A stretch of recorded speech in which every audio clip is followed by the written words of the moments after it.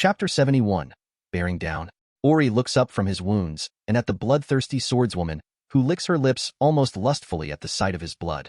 She takes another step forward to finish him off as he stumbles backwards, his legs sluggish from the damage he'd taken to his abdomen. Bang, bang, bang. Take your hands off, you crazy slut. Rebecca roars from the side, firing her pistol at Monica. The shots hit, one striking her in the side of her head, which causes sparks to jump from the impact as the bullet barely bounces off of her reinforced skull. Her arm takes the rest as she raises it, however, bullet punching holes into her bicep and tricep, forcing her arm down to her side, completely unmoving. In response, she throws her katana at Rebecca, who barely ducks under it, but follows and sends a flying kick at the pale girl. It lands heavily on her chest, throwing her into the wall behind her with a loud thud. Rebecca moves her head to the side as Monica's fist punches a hole into the concrete wall, kicking dust and debris as she pulls it out of her structure. As this happens, Ori pushes his visible intestine back into his body, not knowing if the nanites could pull it back in quickly enough to make him combat ready. It's fucking gross, and probably would have been agonizingly painful had his pain receptors not been turned off. It didn't stop him from wanting to throw up at it, however. Blood oozes from the wound but quickly coagulates, the nanites expediting the healing process 1,000 times over. With that, he looks up just in time to see Rebecca throw 2 uppercuts at the woman, pinning her to the wall. Her injured hand does little damage, but the other was still holding a pistol. Bang! The gun fires as the barrel gets punched up under the rib Monica, bypassing her armor and dealing a devastating wound. Though, Ori was judging this by the scream she gave in response. She backs away with one hand gripping the wound as blood liberally dribbled between her fingers, a look of incredulity on her face as if she'd not expected this. "How'd you like that bit, Dash?" Rebecca shouts, but her head gets knocked to the side as Monica's form blurs and begins unleashing a huge combination of punches on her, her Sandevistan allowing her to grant a super speed enhanced beatdown. 5 to 20 punches at her chest, 15 at her face, some knees for good measure. Ori wasn't able to keep track. Regardless, though, he raises his weapon and fired at the woman, blasting her away from Rebecca, who slides the wall with bruises forming all over her body and blood staining her lips. Ori slowly steps toward Rebecca while continuing to fire upon the downed Monica, her body spasming and twitching as bullets tear through it. By the time he stopped, the barrel of his LMG was glowing bright red, and he'd expended most if not all of his ammo. He drops the gun and kneels next to Rebecca, checking her over to make sure she wouldn't die in the next minute. She just grins at him, however, displaying her sharp, blood-stained teeth. "Coulda waited a bit longer. She would have scored an ultra combo on my ass," she jokes, sounding utterly exhausted. "Yeah, well, she almost gave me a fatality, so we're even," he states before looking over to where he could still hear fighting. Six was still brawling with Oyakawa Yoshi, his black cybernetically enhanced body covered in numerous scratches, and even some gouges that allowed blood to trickle from the wounds. Oyakawa's 4 spear-like arms rotated like a hurricane of metal, stabbing at Six so quickly Ori found it difficult to keep track, even with the outside perspective. Six was doing well, however, both revolvers still gripped in his hands, as he used them to deflect, strike, and sometimes block attacks. The Tiger Claw's suit had been torn and bloodied, for distinct bullet holes in his chest which stained the nearby fabric black. Six grits his teeth as he tangles the man's left arm and brings his elbow down on them, breaking the thin metal limbs in half while also allowing 2 attacks at his side. Oyakawa doesn't miss the opportunity, stabbing his remaining 2 spear-like limbs into Six ribs, punching through his armor and causing blood to spatter. The Merc grunts at the impact but ignores it, turning against the limbs and pistol-whipping Oyakawa so hard that metallic teeth are sent flying out of the suit's mouth. His legs turn to jelly momentarily after being rocked, but he recovers enough of his senses to start pushing himself backwards along the floor, away from the fucking furious-looking Six. "You're dead." Six snarls while dropping a foot on the man's chest and grabs the metallic limbs before tearing them completely off, drawing a pained roar from Oyakawa. Six then drops his full weight onto a knee, driving it into the man's stomach before starting to slam his fists into his face. Thud, thud, thud. Fucking asterisk thud asterisk slaver asterisk thud asterisk scum asterisk thud asterisk, he growls, baring his teeth as blood from Oyakawa's mulched face splashes against him. Thud, thud, thud. Ori took rested Rebecca on his shoulder while slowly making his way to the enraged Merc. Six. Thud, thud, thud. Six, he shouts, prompting the man to pause his blood-covered fist in the air. "Get a hold of yourself. He's dead, and the cops'll be here any minute." "Heh." Rebecca huffs weakly in amusement. "Did you have to end the fun so quick?" Six looks between the mutilated corpse and his fist, shaking his head before getting to his feet. He lets out a strained breath and sighs, "Let's go." The group quickly shuffles towards the stairs, the sirens blaring in the distance only quickening their paces. They spot Crystal and the others exiting the basement, drawing looks of concern from the Moxes. "You guys look like shit," one exclaims, eyeing the absolutely blood-covered trio. "We can shoot the shit later. We need to Delta?" Ori urges. "The target's dead?" Crystal questions. Ori just sends a no-shit glare, wringing his shirt slightly and allowing crimson fluid to stain the ground. Chapter 72. Cat's out of the bag. Ori didn't need to tell Crystal to get them to a Ripper dock, since they were already gonna head to one with the doll hostages. Still, to him having Rebecca's fingers reattached was far more important than getting some doll chips ripped out. The van stunk of blood, mainly from the trio, but the Moxes and hostages were also adding to the smell, the latter also tainted with other unmentionable fluids from their unpleasant time in the Tiger Claw's care. "So you zeroed Oyakara and Monica, how'd it go?" one chirpy Mox asks, despite the fact a quarter of the people who'd attended this mission were dead, with their corpses stuffed into the corner of the van. "Oh, we challenged them to rock, paper, scissors, and had the losers shoot themselves in the face. We won, obviously." "You're being sarcastic, right?" "And oh, you think?" he retorts, sending spittle at the rebuked girl. You're funny when you're like this." "Ori." Rebecca quietly giggles, bruises now apparently across most of her body. "You be quiet and save your breath for the doc," he states, wondering if the blood loss was finally hitting her. She just smiles at him and holds up her right hand covered in bloody bandages. "I'm gonna need your help from now on, "How's that any different from usual?" he retorts, placating her. Her lips twist into a mischievous grin. "Jilling off's gonna be hard without these fingers." Ooh, some of the Mox in the van coo, laugh, cackle, or perform a multitude of the former at that. It takes a moment for Ori to mentally categorize what jilling off meant, but once he did, his face flushed completely red. "Your fingers are cut off, and you're making masturbation jokes?" he mutters, completely confounded. He shakes his head. "Okay, we're talking about this later when you're not dying of blood loss." Ori glances at Crystal, who was just watching the scene with amused eyes. "How long we got?" She shrugs, tapping her ear as if to draw attention to the sirens still blaring nearby. "NCPD are still trying to chase us. We'll probably circle past Northside and back to Kabuki. 20 minutes at the most." Ori chews his lips, looking down at Rebecca. That felt too long to him. There wasn't anything he could do about it, thought, only sit at her side and attempt to apply pressure to her hand to stem the blood. Finally, the truck screeches to a halt inside some dingy alleyway in Kabuki, no far from Lizzie's bar. They all jump out and Ori carries Rebecca, following Crystal as she leads them into the nearby building, and to the Ripperdoc, who is already waiting for them. Not waiting another second, he dumps his friend on the medical chair and pulls the rather lukewarm fingers from his pocket, shoving them into the man's chest. "Reattach them quickly." The doc sputters as he looks down at the digits, but nods and begins inspecting them. He does so for about a minute before nodding. "They're still viable, but you'll have to keep the hand wrapped for a couple months at least," he states, knowing well that a Merc's lifestyle wouldn't allow something like that. Rebecca's face faults despite her anemia. "What? Fuck that. Toss them in the trash and gimme some metal ones." Ori just blinks at her. "Becca, what the fuck? You can get them reattached, good as new," he exclaims, shocked at her willingness to discard pieces of herself. "And be out of a job for months? Hell no. I've been meaning to get an upgrade anyway." He turns to the doc. "She's anemic and not thinking straight. Just knock her out and reattach them." "No." The doc wets his lips. "Sorry, young man, but I'm not going to piss off what is perhaps the most volatile young woman I've ever had the displeasure to meet." "You heard him, lamppost. Piss off and mind your own damn biz," she angrily shouts. "Listen, you're not thinking straight, Dash. I said get out." Ori shakes his head, silently stepping out into what could only be called the waiting room, closing the door behind him. Clearly, Rebecca wasn't in any mood to be sociable. Not that he could blame her. She'd been beaten to a pulp and lost her fingers. He lets out a tired sigh and drops into a chair, glancing at the woman slowly awakening. It was one of the hostages, the doll groaning as she holds her face, waking up. What happened?" "We saved you," he quietly answers, resting his weight on his knees. She smiles slightly, as if getting rescued wasn't a big deal. "Have a spat with your output?" "You're pretty calm for someone who's been through hell." He wonders aloud. "Ain't my first rodeo." She squeezes her temples. "Name's Elaine." "You? Ori." He glances at her, confused at the sudden silence. "Something up?" "Ori, as in Orville?" she tentatively questions, freezing him in his place. There were maybe only 2 people left alive who knew about that. Bats and... "If I said yes," he forces out, tone harsh, "then I would say I'm sorry for your loss," she states, causing him to clench his fists hard. "Explain." "Now, I met many girls in that place. You only saved the ones who didn't get sold. Kat was one of them." "No." No, you're Dash. You're fucking lying. He growls, feeling his heart drop.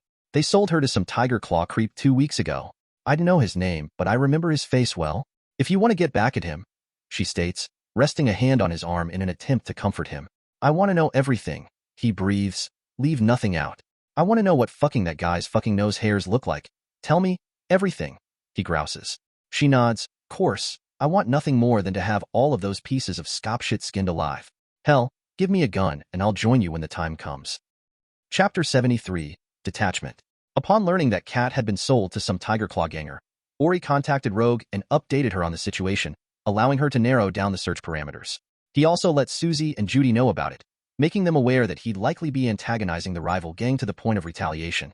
While Susie had some inhibitions, at this point conflict with the Tiger Claws was inevitable. Their raid on the Tiger Claw building had opened the gates, so it wasn't difficult to convince them to help him. Not only that, they'd fund his action against them so long as it directly or indirectly benefited the Mox, which he was thankful for, as he'd not be able to wage war without resources to support it. Days after that discovery, Ori met back up with his crew with a plan Judy had thrown together. He sits on the toe step of a hired minivan and waits for them to arrive, eventually spotting Rebecca approaching with her typical swagger. He'd not seen her since her surgery, and he'd been pissed off enough about her attitude that he'd not messaged her either, which seemed to suit them fine since she hadn't texted him either. He folds his arms and leans against the back doors of the vehicle and neutrally greets her, Rebecca. Despite his expectations, she gives him awkward smile. Hey, lamppost. Pauses, seemingly trying to find her words. I don't normally do this, but sorry for being a bitch last time. And to show that I mean it here, she tosses something at him. He catches it and takes a look, only to grimace at the preserved fingers floating in the plastic container. Are these? She shrugs. You seemed attached to me, so I thought, fuck it, you can keep him. Ori glances at her right hand, spotting the new silver fingers. I was attached to them because they were attached to you? Why the fuck would I want to store this? He shakes the container at her, causing the digits to dance in the liquid. She chuckles. Toss him away then. Not like it matters to me. She tucks her hands behind her back and leans forwards. But could you bear the thought of some rats eating part me, lamppost? He stares at her for a couple seconds, as if they were playing a game of chicken. He then, casually, tosses the container to the side. It lands atop a trash heap, and he inwardly grins as Rebecca breaks eye contact to follow it. Really? I thought you'd be more sentimental than that. They're not my fingers. Your new ones do anything cool? He asks, changing the subject. Yeah, they do. She holds up her hand and begins rapidly flicking her index finger at speeds only a machine could produce. Rebecca? He drawls, dumbfounded that she'd actually gone through with that idiotic idea she'd had. She just grins at him in response. You know what this is for then? Masturbating. I'm assuming. Her grin gets wider. Ew, gross. You shouldn't talk like that to a lady. No, this is my trigger finger. With this sucker, I could probably fire a semi-auto faster than a full auto.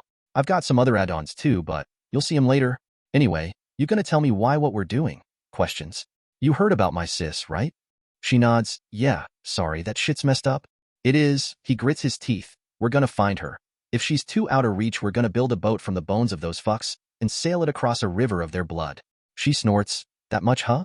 You need to take poetry classes if you're gonna keep that up. Ori shakes his head. Just been on my mind a lot. Need to put my aggression into something or I'd charge into Japantown guns blazing. He might have even done that if he wasn't operating at 50% emotional capacity. As for what we're doing, Judy found out some tiger claws were going to be driving through Kabuki and Little China to check out what's left of their building. He slaps the back of the minivan. We're going to ambush them on the road in this. Shoot the driver, the tires, whatever, just get their car stopped. One of them should be a higher-up. Me and Susie want to talk to him. How'd she even found out about this? She got someone on the inside or something? Rebecca inquires, sitting on the toe step next to Ori. From the NCPD, from what I heard, they gotta pull some strings to gain access to the crime scene. Judy must have heard it from there. You up for this? You were pretty beat up last I saw you, severed fingers aside. Rebecca just nods. Ribs are a bit sore, but everything else is good. You got pretty fucked up too. You alright? She questions. Yeah, I've got some special cyberware that heals me pretty quick, he ambiguously states. Six planning on coming anytime soon? Dunno. He's usually pretty serious about arriving on time, Ori mutters, waiting a couple more seconds before shooting him a text. Yo, we at the meetup, where you at? Ori. Not gonna make it, got caught up in something, go without me. 6. Huh, looks like it's just us then, he mutters, feeling slightly less certain now that 6 had backed out. Like Max, he'd always thought of the Merc as a sort of safety net. His experience carried Ori through many jobs, and it was nice to know someone so reliable had your back. Not that Rebecca was any less dangerous, but she was only 16, making him feel like their parent had sent them out for groceries alone or something. You nervous? 'Cause you shouldn't be. It's just some tigers. Shoot him dead and make a delivery to the Mox. One problem with that. Who's gonna drive the truck car? She tilts her head. Yeah, it has autopilot, right? Yeah, that follows road laws to the T and wouldn't cut someone off even if they were shooting at us. Then you take the wheel. I'll fuck up their car and we'll deal with it. Don't you trust me? She questions with a cutesy voice, drawing a groan from him. Chapter 74. Interrogation. There, I think I see him, Rebecca states as she peeks out the shaded back window of the minivan. It was 2 p.m. on a highway street, so there was enough traffic around that it might become an issue. Regardless, Ori wasn't willing to risk their targets escaping. He glances at the wing mirror and spots the car, a dark green Archer Hella ECDI 360, escorted by a single Tiger Claw on a motorbike. He hadn't expected more than one vehicle, but it was a bit late to pull out now. I'll pull out in front of it, kill the driver or destroy the wheels, just make sure it ain't going anywhere. Aye, Captain, she jokingly replies while readying guts. Before acting, however, she takes out a fragmentation grenade and holds it in her teeth by the pin. With that, she kicks the back doors open and instantly fires a shot at the guy on the motorbike, blasting him right off of the vehicle and sending him tumbling the road as cars try and fail to avoid him. Bye-bye, tigers! She laughs as she pulls the grenade out and throws it at the car's windshield. It hits, cracking the window before bouncing off and over the car. Boom. Rebecca, we need the guy alive. Ori shouts as he sees the roof of the car collapse onto the passengers, knocking out the driver and sending it spinning out of control in the road. He's fine. Probably, she retorts over her shoulder, only to duck as a bullet strikes the door next to her. The one responsible was from the Tiger Claw vehicle, leaning out the back window with a jelly-like spine and blood streaming down his mouth.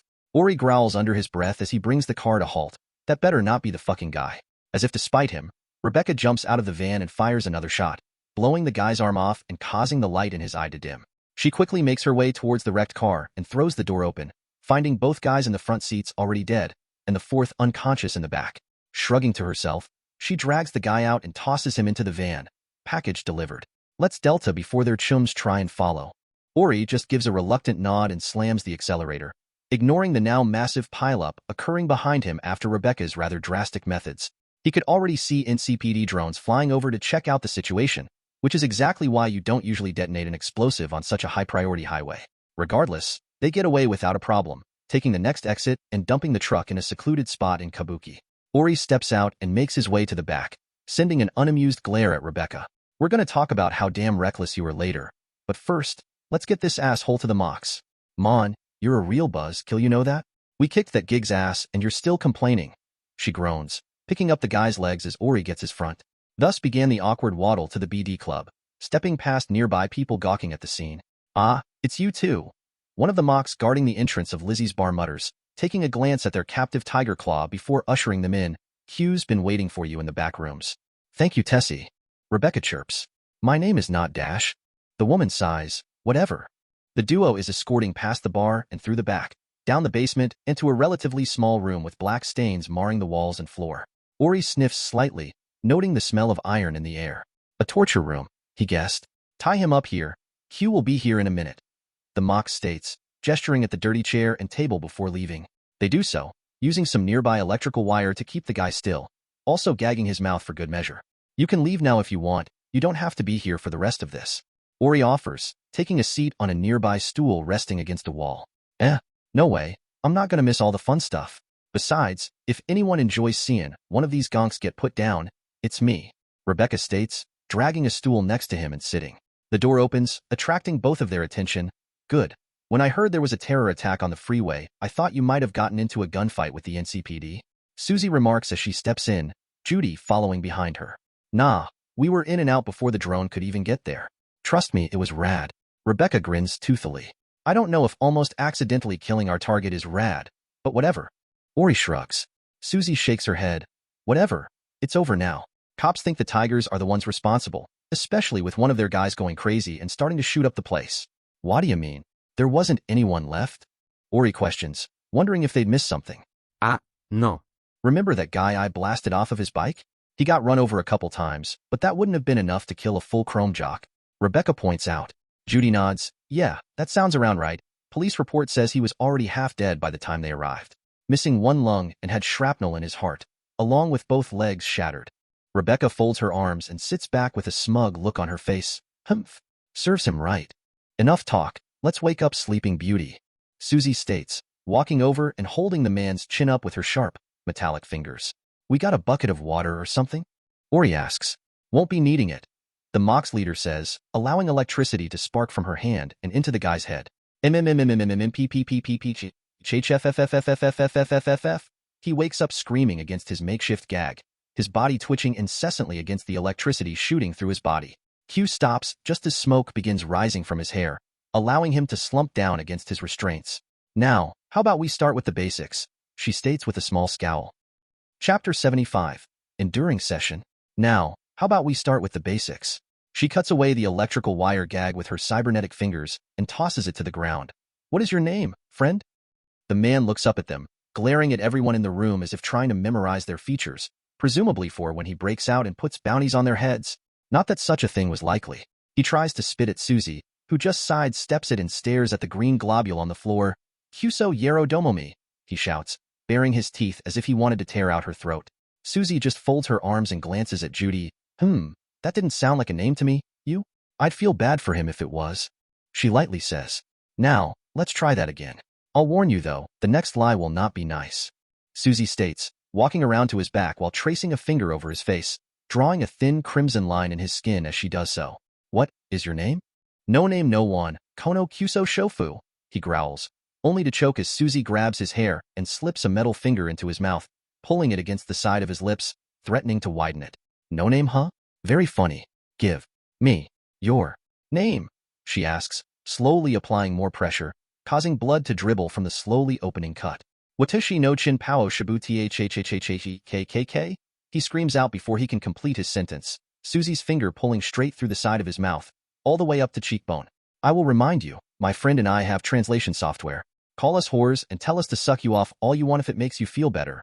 But trust me, we're only just getting started, Susie states, flicking blood from her finger before holding it up right in front of his eye. What is your name, Tiger Claw? The man breathes heavily, blood drooling out from the large wound now decorating the side of his face. Why you want English? I give you. Isaka my kaka. F-fucking-a whore. Both Susie and Judy let out sighs, the latter glancing at Ori and Rebecca. You two sure you want to be here for this? Ori nods. Yeah, just make sure he survives. I need to know where Cat is. Rebecca shrugs at his side. I've been wondering why you haven't gutted him yet. Just do it already? Weird friends you've made, Judes. Susie drawls, cracking her knuckles. Yeah, I know.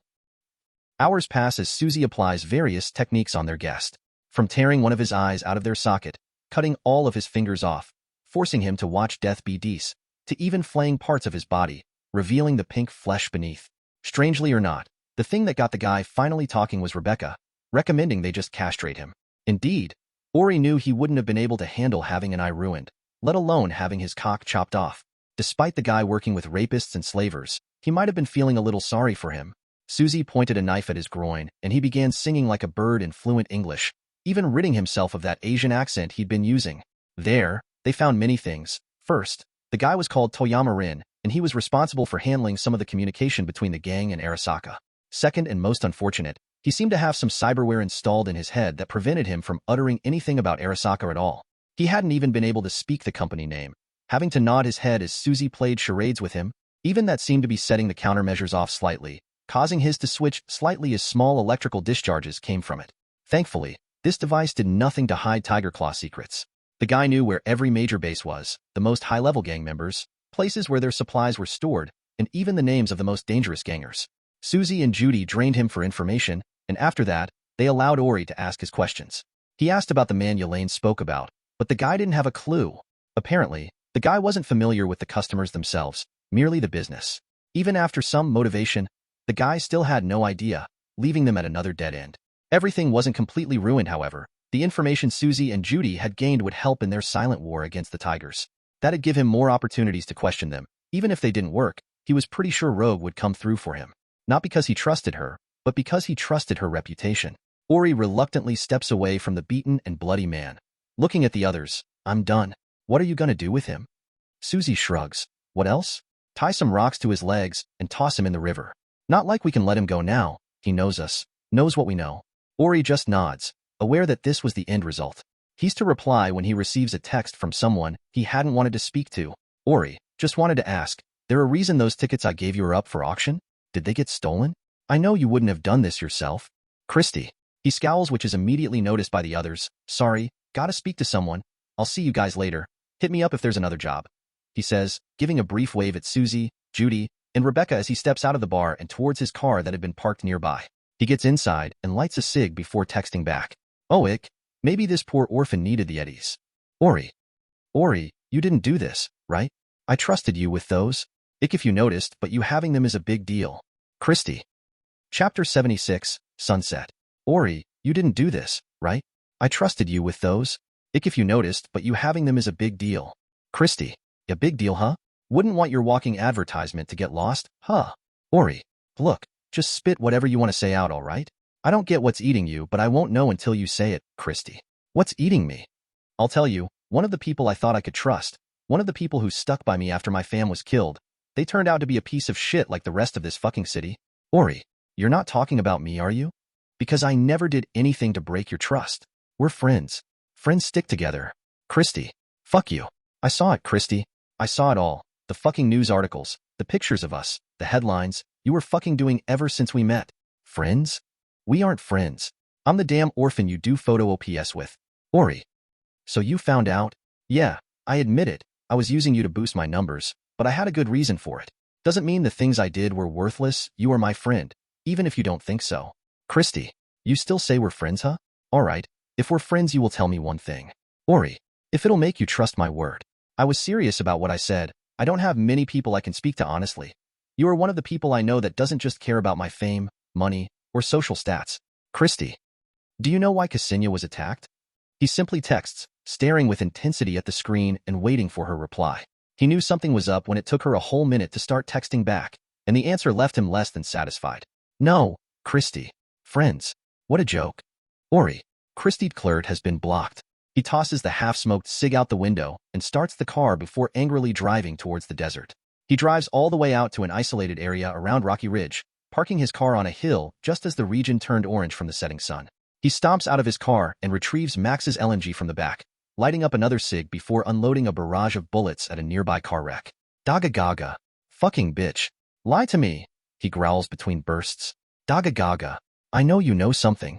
Daga Gaga. I'll fucking sell your tickets with a bomb attached. Daga Gaga. He pauses, lowering the weapon slightly. Why do things always have to be this way? Every fucking time. Asterisk Daga Gaga Gagaga. Click. Asterisk. He tosses the empty gun on the ground and takes a seat on a nearby rock, replacing his burned-down cig with another while admiring the sunset. You run out of bullets yet? A familiar voice asks behind him, causing him to whip around and point his pistol at them in a slight panic. Rebecca just snickers at him, pushing the gun aside and sliding next to him, close enough that their shoulder were touching. She idly swings her legs as she watches the sun descend. This is a nice spot. Maybe you should get pissed off more often. How are you here? He questions. She smirks, pointing a thumb over her shoulder at his car, which now had its trunk open. I snuck inside while you were distracted. You should be more careful. I could have been your assassin, you know. Want to talk about it? She asks after some moments of silence. Not really. I've gotten it out of my system. That bitch Singer again, right? I said I don't want to talk about it. Okay. She zips up her dark pink jacket. Weird how deserts get so cold so quickly, huh? I prefer the cold. If you're feeling it, you can just put on more layers. When it's too hot. Not like you can take your skin off. There's actually cyberware for that. I heard of one that makes you immune to fire too. Kinda awesome when you think about it. Yo, if you get one, would you let me throw a Molotov at you? Let you run at the bad guys like some sort of freaky demon? He lets out a chuckle at that. The fire wouldn't stop their bullets, would it? No thanks. It wouldn't stop your clothes from burning either. Shame I'll never see that. She smiles, slipping her right hand into his left jacket pocket and gripping his hand. He felt her warm palm and her rather chilly cybernetic fingers in comparison. It was odd, yet comforting. You've got your own pockets, you know. Yeah? Well, I'm taking this one back. I did buy that jacket. She retorts, ignoring the fact she was wearing a jacket he'd bought too. He tightens his grip on her hand, interlacing their fingers as the sun finally starts dipping over the horizon. A chilly breeze blows through the area, prompting Rebecca to push her body against him, even resting her head against his shoulder. Ori glances down at her and finds himself struck.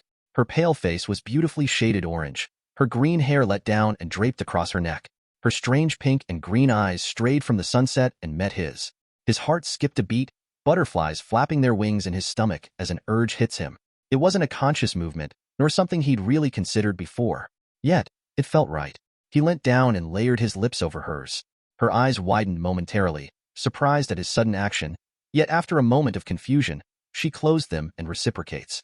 It wasn't anything overtly sexual, merely them trading feelings physically. Ori releases the kiss and leans away, locking eyes with Rebecca, who had a red hue staining her cheeks, probably mirrored by his own. He looks away, embarrassed at what he'd done. Sorry. I know you said dash. No. This is fine. She trails off, not able to find her words. Eventually, she just settles on, it was nice? It was nice? Ori parrots, amusement in his tone. What? I can't exactly compare it to anything else, not like I go around kissing randos. She retorts heatedly, still very aware of their interlaced fingers. Relax. He mutters with a small smile. It was nice.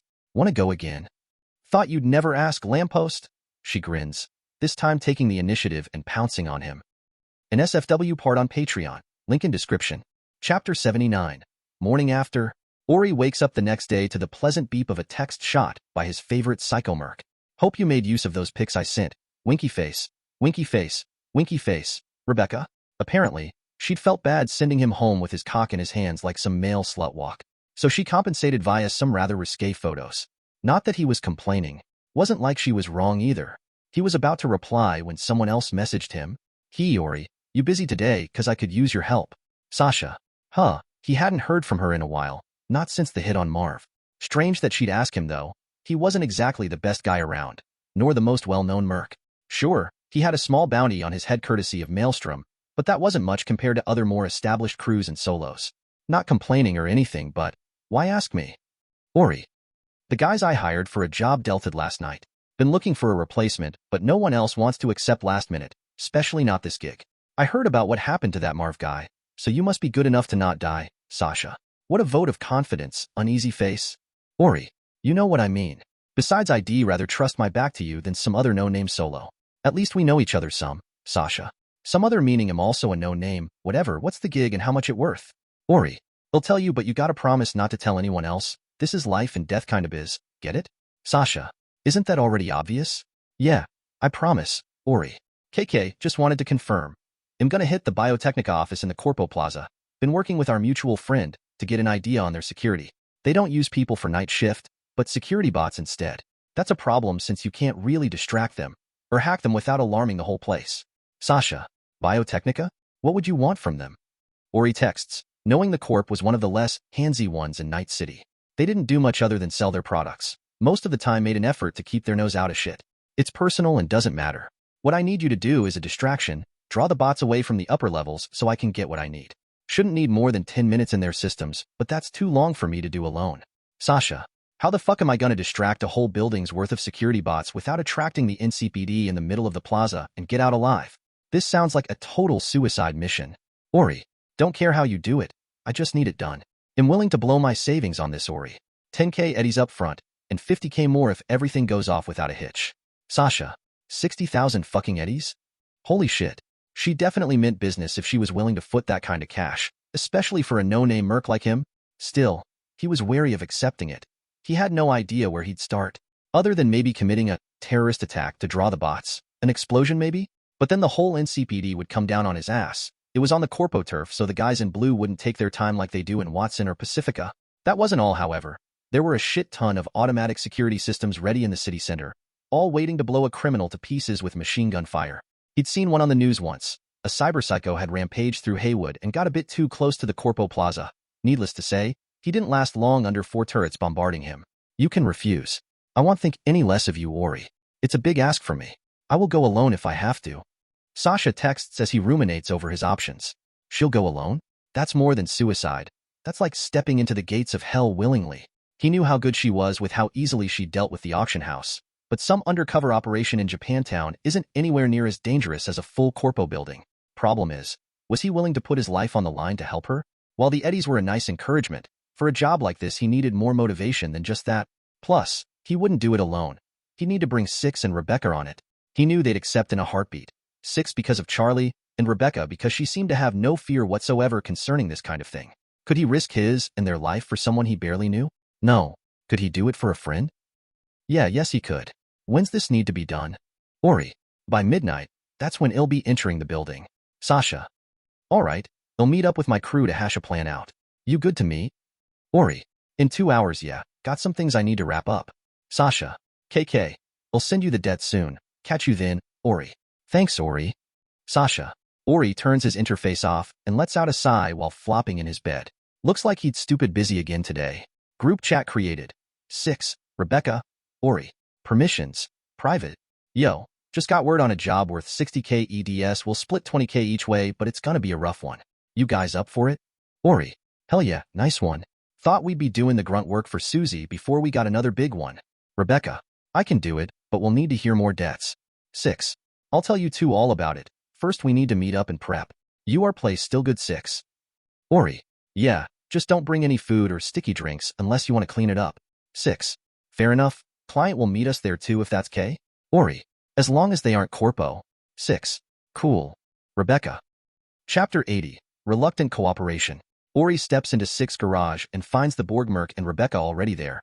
The latter with her feet kicked up on a hastily dragged-out table while 6 just scowls at her. Yo! He greets with a short wave while sitting next to Rebecca. As he does though, tense awkwardness compasses both of them, neither really knowing how to act with everything that happened yesterday. Rebecca musters up her courage and drops her legs on his lap. Heya Ori, you get much sleep last night? She asks with a forced grin. Bit stiff but alright, how about you? He questions pointedly. Ah, well, you know, the usual. I missed something? 6 asks the duo, not stupid enough to miss the weird signals they were giving off. Ori palms the back of his head, his other hand resting on Rebecca's calf in his lap. Ah, kinda? She folds her arms. We hooked up, that gonna be a problem? 6 just shrugs. Don't start screwing mid-gig and keep your teenage hormones away from me. He states dismissively. Huh, thought it would have been a bigger issue. Rebecca mutters. What do you mean? Ori asks. A year ago I was with some mocks on a job and 2 girls were shacking up. Susie split the team up completely. Thought it was some big Merc no-no, she says, glancing at 6 who gives no indication that he was even hearing her. Let's get started on this job, shall we? 6 states, leaning on the table. All right, here's what needs doing. Ori starts, laying out what Sasha wanted done by midnight. The duo just listened intently the entire time, neither looking unsure even after he'd told them everything. It was reassuring, to be honest, these two not blinking an eye at what most people with any common sense would consider a suicide mission. So, either of you got any plans to distract the bots? Rebecca asks them. Ori shrugs. I was thinking to just bomb the place and draw the bots to the ground floor. A big enough boom will definitely do the trick. But the NCPD is a problem, he says, and 6 nods, still in thought. Why not just cause so much trouble that the cops have no idea where to go? Rebecca states. That might actually work. It'd be tough though. Ori pauses, the information they extracted from the Tiger Claw yesterday appearing in his mind. How does pitting the Tigers against most of the cops in the city sound? He asks, drawing both of their interest. Ori links with 6 holographic machine and displays the city center on it, quickly pointing to various areas just on the outskirts of the area. Our friend yesterday revealed some high-prio Tiger locations. They don't really have any official bases, but they do own some businesses. He marks a couple places, a massage parlor, a clothing shop, a nightclub, and a restaurant. These places should be crawling with Tigers, most probably in gangwear since they're all Arasaka groupies. Let's plant some explosives and draw the NCPD here. Let them start fighting in the chaos. Rebecca grins broadly at that. That sounds like a lot of fun. Might work, but the Tigers have plants in the NCPD. 6 states. Didn't Judy get into their systems? Couldn't we have her mark the explosives as caused by the Tigers? Ori wonders aloud. Rebecca shrugs at that. Might be hard, but she hates the Tigers as much as the rest of us. Knock, knock, knock. The trio turn their heads towards the garage door. Look like our client has arrived. Ori remarks, prompting 6 to raise the door. Hi again, Ori. Sasha greets with a smile, tilting her body seductively as she struts into the room and slides into a chair at the far end of the table. Yo, he starts but grunts slightly as Rebecca drops a heel on his knee. You never mentioned our client was so cute. How'd you meet? She drawls with a forced smile that didn't reach her eyes. Funny story. She ended up kidnapping an acquaintance and tried to kill me. She's trustworthy though, tried and tested. He adds to reassure them. That's all in the past, Ori. And I paid you back, didn't I? Sasha says. Besides, I didn't come here for a cat fight. She looks down at the holographic map of the city center, specifically the highlighted areas of Tiger Claw turf. You have a plan cooking? Ori nods, jumping at the chance to change the subject. We were talking about volunteering the tiger claws in the area to be our distraction. Detonate some explosives around these points while using smaller, less flashy ones at the doors over Biotechnica's building. Sasha hums. Do you have any plans to deal with the robots? Or keep yourselves alive while fighting them? We'll just shoot them, like a normal person? Rebecca remarks. Six shakes his head. She means their targeting systems. They will not be like aim-assist cyberware. Each shot will be pinpoint accurate, and the only reason they aren't used everywhere is because of their cost, and because they are so vulnerable to Netrunner attacks. Ori shoots a glance at Sasha. Could you do something about them? She shakes her head. No. It'll be tough enough sneaking inside alone. He sighs. So we'll need another Netrunner if we don't want to get zeroed on the spot. Won't the other Corpo building's security also be a problem? No. It's actually better for them if they let their competitors take some damage. Sasha explains. 6. You got the explosives? Ori asks, and the Merc nods. Then all we're lacking now is a Netrunner. Anyone know someone we could hire? He asks. Judy immediately sprung to mind, but she'd be busy enough with the police systems, not to mention she wasn't an official Netrunner. I might know someone. Rebecca reluctantly adds from where she was sitting, drawing the group's attention. A new addition to my bro's crew? That Pilar guy has a crew? Ori wonders, baffled. Well, it's not his crew, but I used to work with him sometimes, before us three got together. Her name's Kiwi, and she'll probably want an equal split. Chapter 81. Calm before the Corp. It wasn't hard for Rebecca to acquire Kiwi services. Since she used to work with Pilar's, or to be more accurate, Main's crew, it was easy to just hit her up. Add the fact she'd be in virtually no danger whatsoever in her role as a remote Netrunner, along with a clean split of the eddies, and she was on board. Everything else from there was smooth sailing. Six already had a large stash of explosives, and they'd cut into the reward to hire a Delamain cab for their getaway. Really, it was the only real option other than buying a tank themselves. After all, Delamain Corporation was known around the whole city as a top-tier protection service. Before all of that, however, the explosives needed to be set. An hour or so before midnight, the crew split up to begin planting the devices in the Tiger Claw businesses. The explosives themselves were only around twice the size of a man's fist, so it wasn't as conspicuous as leaving a backpack in the middle of a train car. So, these friends of yours, known em long? Kiwi idly asks Rebecca via private comms as the Merc steps out of the nightclub after planting a bomb in the bathroom. Long enough? Why re you a skin? Because Pilar's been going on all day about his sister, losing her way, she drawls, sounding vaguely annoyed at the girl's brother. Rebecca lets out a long, enduring sigh at that. Of course he has. I've got to ask why that boy don't look like much, Kiwi remarks. You've got to ask? Do I need a reason other than liking him? I get you can't think of people outside of cost-benefit shit, but the rest of us aren't like that. I like him. He likes me. That's the end of it. Rebecca huffs, increasing her pace towards the next target. Just trying to help. Can't trust a soul in this city. Laying it all out for a guy you barely know is not a smart idea. Yeah, well, you gotta trust someone, or it's just you alone against the world. No one but psychos can live like that. Rebecca states. Maine did ask me to invite you back, but it looks like you've got other things on your mind. Tell him to ditch my brother and I'll think about it, she remarks, knowing Maine and Pilar were too close of friends to do that. With that, Kiwi goes silent, and she continues her job. Ori drops his last bomb behind a dumpster with its back facing the building of the Tiger Claw-affiliated business. He brushes the dust off of his hands and walks towards the exit, only to find himself accosted by some thugs. They weren't Tiger Claw, they were dressed right, and their visible cyberware was well below the gang's standards. Not to mention, the leader was striding forwards with a large machete in his hand. Funny to meet you here, pal. My friends and I were just looking to go boozing again, but we've run out of eddies. Think you can help us out? He asks, as he stops 3 meters away from Ori, his machete pointing at his face. Ori just holds his arms up. Sorry guys, I'm broke, he says, inwardly thinking of a way to deal with them without alerting the Tiger Claws to his presence. We'll be the judge of that.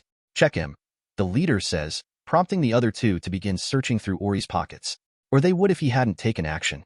With the nanites enhancing his movement and muscle control, his hand swiftly drops to his belt and draws a knife, instantly cutting the neck of one of the thugs. The blade continues through the air, leaving a spray of blood as it stabs into the throat of the second. One goes down instantly while the other clutches his throat and falls to the floor, scrambling to get away but soon passing from blood loss. The leader didn't even realize what was happening when Ori threw the knife, the nanites calculating the distance, velocity, and weight of the knife so that it struck true. Thwack! The guy's head jolts backwards, his feet stumbling slightly as he stares ahead blankly with a knife protruding from his forehead. He collapses in a heap and Ori lets out a relieved sigh. He'd slowly started incorporating the nanites into his combat training not long after the catastrophe that was his birthday. The progress he'd made was mind-boggling.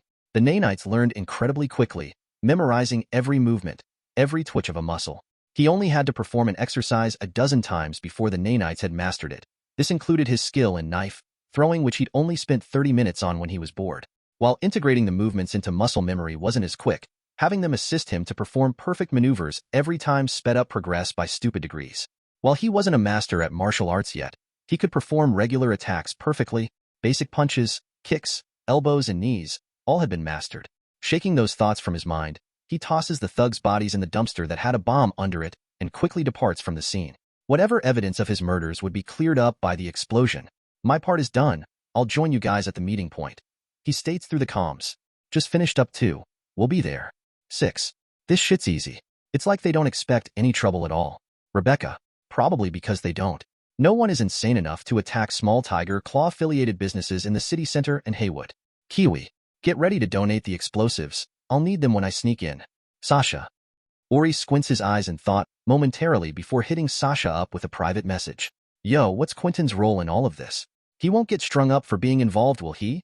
He asks, not wanting to get implicated when the kid inevitably spews his guts. He's already long gone. Dunno what he's gonna do, but he took all the eddies he could and left. Don't worry about it and focus on the job. Sasha. Chapter 82. Biotechnically, Ori makes his way to the meeting point just within Memorial Park, which sat outside the Biotechnica building. There he found Six, who was lugging 2 heavy guitar cases on his back, both containing his and Rebecca's weapons. Rebecca arrives not long later, stepping to his side as they look up at their brightly illuminated target, its bright green logo on the front acting almost as a sickly green sun in the night. Ori checks the time and nods to himself, glancing at the others. It's time. Sasha, get inside. We'll be busy in a minute. Ori states. Got it. Don't take too long, Ori. The trio begin walking towards the Biotechnica building. Unlike its Arasaka counterpart, it didn't have much external security, barring the single checking point that could probably be easily disabled by any competent netrunner. The cameras lining the building all twist to face them, but their software along with Kiwi's support stop them from revealing their real identities. Becca, he states, the girl nodding with a grin as she reaches to her side. She grabs the explosive and flings it towards the building, allowing it to land almost directly under the door. We're going live, he shouts over the comms as he detonates all the explosives at once. Boom. All around the city center explosions go off, all in or around the buildings unofficially owned by the Tiger Claws.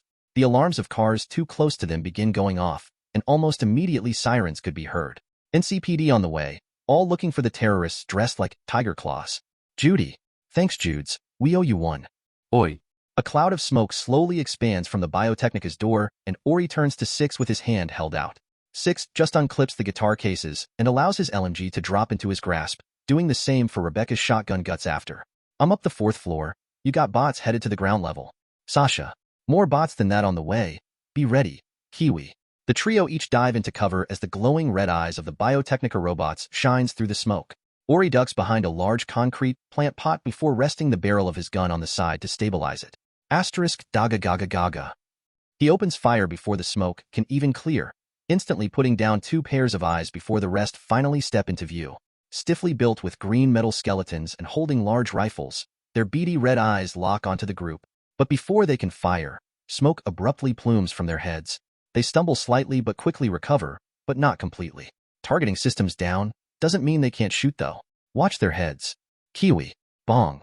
Rebecca stands out of cover at almost point-blank range to one of the bots, unleashing guts straight into its chest. The force of it sends the robot literally flipping over in 2 pieces, both sparking and short-circuiting. The robots nearby its fallen compatriot all stiffly turn towards her, but she gets off one more shot before ducking into cover, their bullets peppering the decorative concrete slabs that mar the entrance of the building. More robots begin streaming out of the building, all immediately firing at the trio with a hail of bullets. Kiwi was working overtime to shut down their vital systems, but it was losing battle with how many there were. Ori's constant fire from his LMG continued to whittle their numbers down, but there was only so much he could.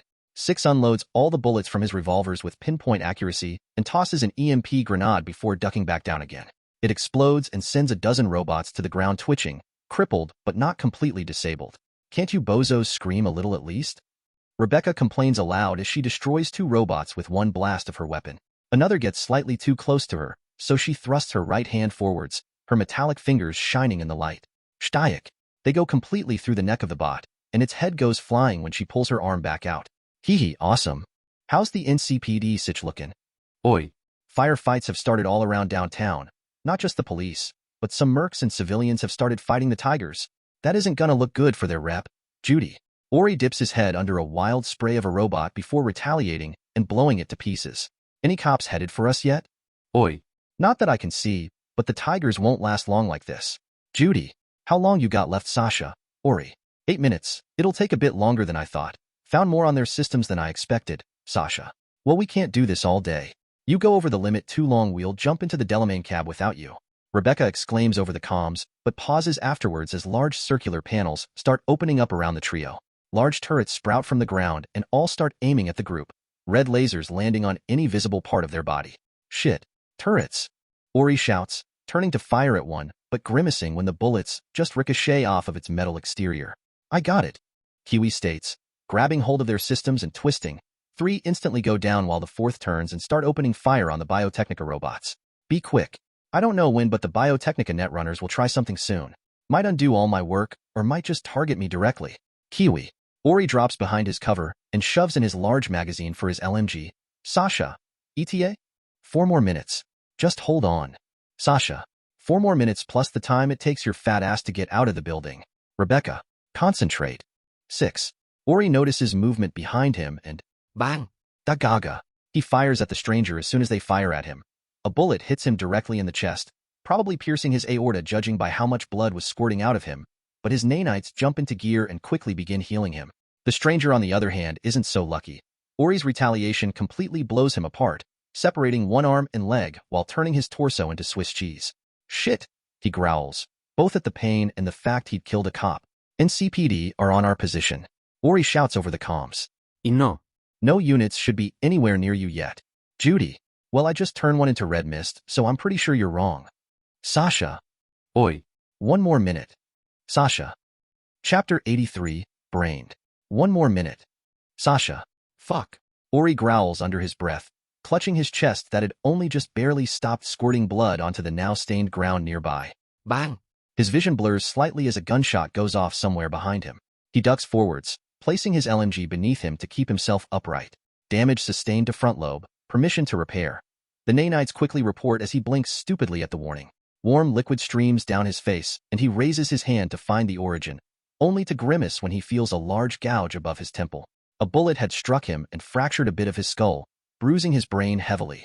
Do it, he grunts, forcing himself to his feet despite his almost delirious state and resuming his fire on the robots, particularly the one that had somehow hit him.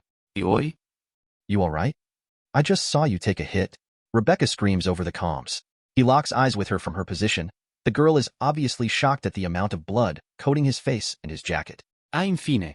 We'll deal with the damage later. He reassures, not wanting to throw her off of her game. This was still in a firefight after all. Shit. He really hoped there hadn't been too much damage done. Brain injuries were body injuries. That shit might even affect his foot, so he had no idea if the nanites could properly heal all the damage. He was honestly lucky he'd had his skeletal structure enhanced. Otherwise, he'd probably be on the ground with his brains spilling out of his head. Robots kept marching out of the building with no end in sight. Rebecca and 6 were doing work, but Sasha was simply taking too long. Not to mention, Ori turns to face the stairs behind them and spots a small unit of NCPD officers running between places of cover to reach them. Judy apparently wasn't completely aware of the cops' placements. NCPD. Drops your guns, you're under AR-1 shouts, only for Ori to raise his LMG directly at him. Drop yours first, asshole. He shouts as he fires a shot, punching 2 holes into the man and forcing him to the ground, bleeding. Bang. Bang. Ori coughs as the guy's buddies return fire, one hitting his shoulder and the other hitting his stomach. He shrugs it off and turns his weapons at them. They duck behind cover, but the flimsy plastic info boards and Dropbox machines weren't nearly enough. A volley of fire puts them down, but he knew there'd be more coming. Sasha. He shouts for the nth time. Sasha. Ori's shout draws her attention from her work. She glances up at the computer she was hacking and nods to herself as the transfer completes. The pulls her port and turns it all off before reporting to the group that she'd finished. It's done. I'm headed out now. Get the car ready. Sasha. About fucking time. That annoying Rebecca girl exclaims with far more venom in her tone than Sasha had expected.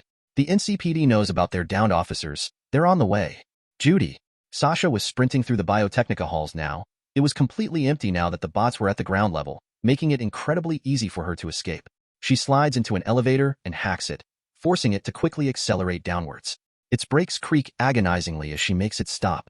When the doors open, she's immediately greeted by a dozen Biotechnica robots standing in the entrance hall of the building, all of which slowly turn to face her with a hostile red light shining. "Not today," she exclaims, lighting all of the robots up with various demons. Since she was no longer solely focused on acquiring Biotechnica's confidential information, all of her RAM was available. BBBZTCH. Some of the robots immediately have their heads explode while others simply fall to the ground inoperable.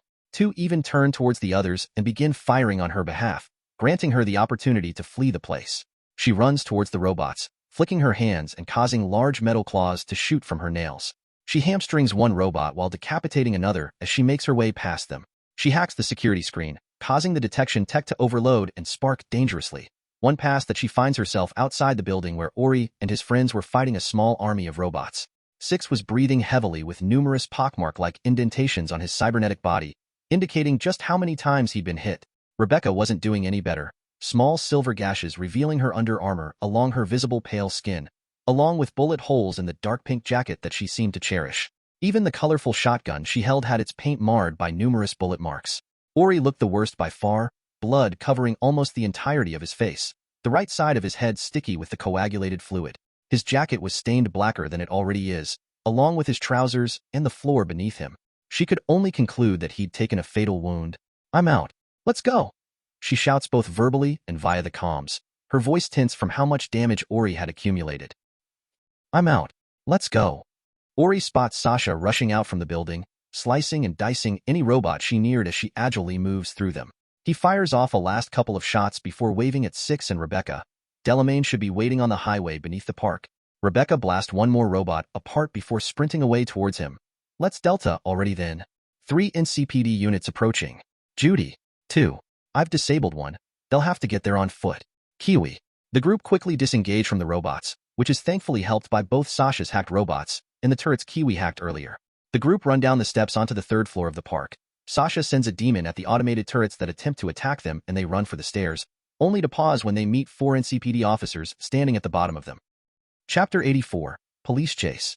"Get the fuck out of the way," Rebecca roars, firing one shot before jumping onto the stairs and sliding down the railing on her butt. The first shot had forced the officers into cover, but she was already on top of them when they attempted to return fire. Bang! One guy's body literally evaporates, and she slams the next in the face with guts as if it were a baseball bat. Another attempts to shoot her but screams when Sasha hacks his system, causing him to fire off his weapon randomly. Ori sprints down, ignoring the discomfort of his injuries and the lead still in him, and slamming his shoulder into a female officer. She goes down, and he drops his foot on her face as she scrambles to point her gun at him. She struggles to force him off, but that ends when he fires a burst from his weapon into her chest.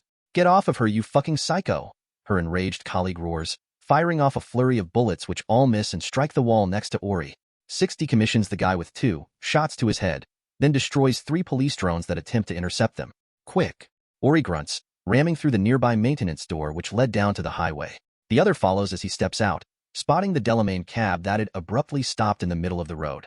He almost falls into the back seat as Rebecca and Sasha follow, 6 jumping into the passenger seat. "Hello and welcome to Delamain Services. If you would all put on your seatbelt dash," the AI in the car starts, only to stop as Rebecca shouts at it. "Will you just drive already?" "As you wish." Skirkery. The tires squeal as Delamain races off. Police drones and cameras had obviously tracked where they'd gone, and the sirens behind the car made the group well aware that the fight wasn't over quite yet. Oi. "You all right?" Rebecca hurriedly questions as she leans over him, ignoring the bombastic police chase around her as she tears open his jacket and shirt. "I told you I'm good. Just get us out of here," he says, feeling the wriggling sensation of bullets being pushed out of his skin, like maggots or tapeworms. She forcefully turns his face to check his head, noticing a large patch of missing hair that had been obscured by the coagulated blood. "Why you got shot in the head? With no armor. How the fuck are you still awake? Or alive?" Sasha mutters while feeling somewhat responsible for his injuries. "I heal fast and I've got a thick skull.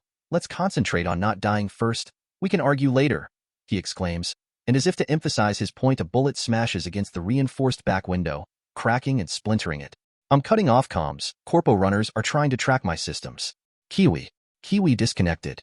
"Judy, we're headed down Peel Street. How are we looking?" 6. There are 2 cars headed down that way. The rest are following you behind. Judy. Delamain speeds down the road, ducking and weaving through confused traffic as he approaches the intersection, sirens blaring behind them. Do try to hold on. The AI asks as it hits the handbrake and enters a drift, coasting past the intersection and barely missing an NCPD car that attempts to slam into them from the opposite side of the road. Instead of headed south towards Little China and the main police HQ, Delamain drives south through downtown Central. Automatic turrets attempt to fire at them, but the car is simply moving too quickly and too close to civilians to get a clear shot. Any bullets that do make it through can't breach Delamain's armor. They're setting up spike strips at Market Street intersection. Judy. Appreciate the candor, Mississippi. Delamain thanks as the wheel abruptly spins, sending the group down a side street as the police cars behind them accidentally speed past on the main road. Delamain smashes straight through a lamppost as it approaches a completely blocked right, driving onto the pavement and barely missing the people on it. They turn onto another road but encounter a police car. The officers stop in the middle of the road and get out to shoot them, but quickly realize what Delamain intended. They throw themselves out of the way as Delamain slams into the car, its body warping against Delamain's seemingly impenetrable bumper. The whiplash of the impact almost sends Delamain's passengers through the windscreen. Thankfully, they manage to endure it without injury, aside from maybe a headache. This freaking AI is crazy. Rebecca mutters with her legs forced against the front seats to keep her stable in the back, clutching Ori who'd headbutt 6 headrest. Sasha just clutches her bloody nose and nods in agreement. Wouldn't we be safer on foot? Let the police chase the car? Not with all those drones tracking us. 6 states, gesturing at the small fleet of NCPD drones that were hovering above the car nearby. With the police cruiser handled, Delamain accelerates again, 70 mph west down Palms View Way, then south towards Pacifica. You need to shoot the drones down if you want to get away today. They've got a live feed on you. Judy tells the group. 6 growls, opening the window and leaning out of it to start shooting. Bullets from the drones ping off of the car and his armor, but he grunts through it and steadily whittles down their numbers. Sasha hacks the rest, disabling them and sending them skittering across the road behind them. They make it to Pacifica over the bridge and continue driving down Central, then skidding into a car park where another vehicle was already there waiting for them. I hope you enjoyed Delamain's services. If you could, please send us a good review. 5 stars is always appreciated, and we will be willing to gift you a discount on your next per dash. Ori gets out and vomits onto the floor, motion sickness, mixed with his concussion, forcing him to void his stomach. Rebecca pats his back. There, Ori, better out than in? Uff. What does that saying even mean? I'd rather eat than vomit, he says before spewing another load. I always thought it meant better to throw up vomit than to eat it. She shrugs. Now let's get you to a doc. You're paler than I am. Chapter 85. Empire Business. Really, Ori, how'd you get yourself in these situations? Bats mutters as he checks Ori's blood pressure for the second time, not believing the first test due to how sporadic it was. Ori just shrugs from the couch, watching TV with Rebecca next to him, while Bats did his work. The nanites had already healed all the external wounds, so all that was left was to check his internals. Sasha had stuck around for some reason and was standing in the corner, presumably going over the data she'd mined from Biotechnica. A job's a job. None of us died, so you should be celebrating. Bats just sighs. That doesn't make me feel any better about this. Beep. He receives the results and sits on the arm of the sofa in relief. Vitals all normal. You're lucky. Not many people can shrug off a bullet to the head and heart, even with cyberware. Yeah, we're all surprised about it. Rebecca remarks, resting her weight on Ori's arm. Something you're not telling us, Lamppost? I told you. I've got cyberware that helps my healing. He shakes his head and turns to Sasha in an attempt to change the subject. Things go down like you expected? She smiles slightly, looking rather vindicated for some reason, I'd say.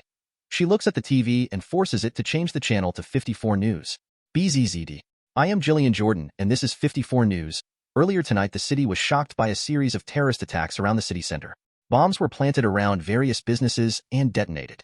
Upon the NCPD arriving at the scene, firefights broke out between them and an infamous gang, but further investigation will need to be held before the instigators can be properly identified, she says, notably not mentioning the Tiger Claws names. The Biotechnica building has also sustained damage from this chain of attacks. Not serious damage was done to the building itself, but their reputation has taken a large hit. Not long after the attack started, 54 News and other outlets received damning information about their misconduct, specifically around their painkillers known as Securison. While everything still needs to be verified, we have discovered that not only was Biotechnica responsible for the deaths of tens of thousands over the years by ignoring side effects of the drug such as prolonged usage causing neurodegeneration, they have also knowingly committed fraud, perjury, and a litany of other crimes, including the Regional Food Safety Act. 13 people from Biotechnica have already been arrested in relation to this, including Celine Nels, the head of the company's advertisement department. Among the arrests, a partner of Mayor Lucius Rhine has also been named. Jacob Stocks will be investigated for his hand in aiding and abetting this catastrophic breach of the public's trust. A class action lawsuit has also been opened, though the sheer volume will likely cause it to take months to process. The mayor himself has commented on the situation, speaking against his former partner and decrying his negligence.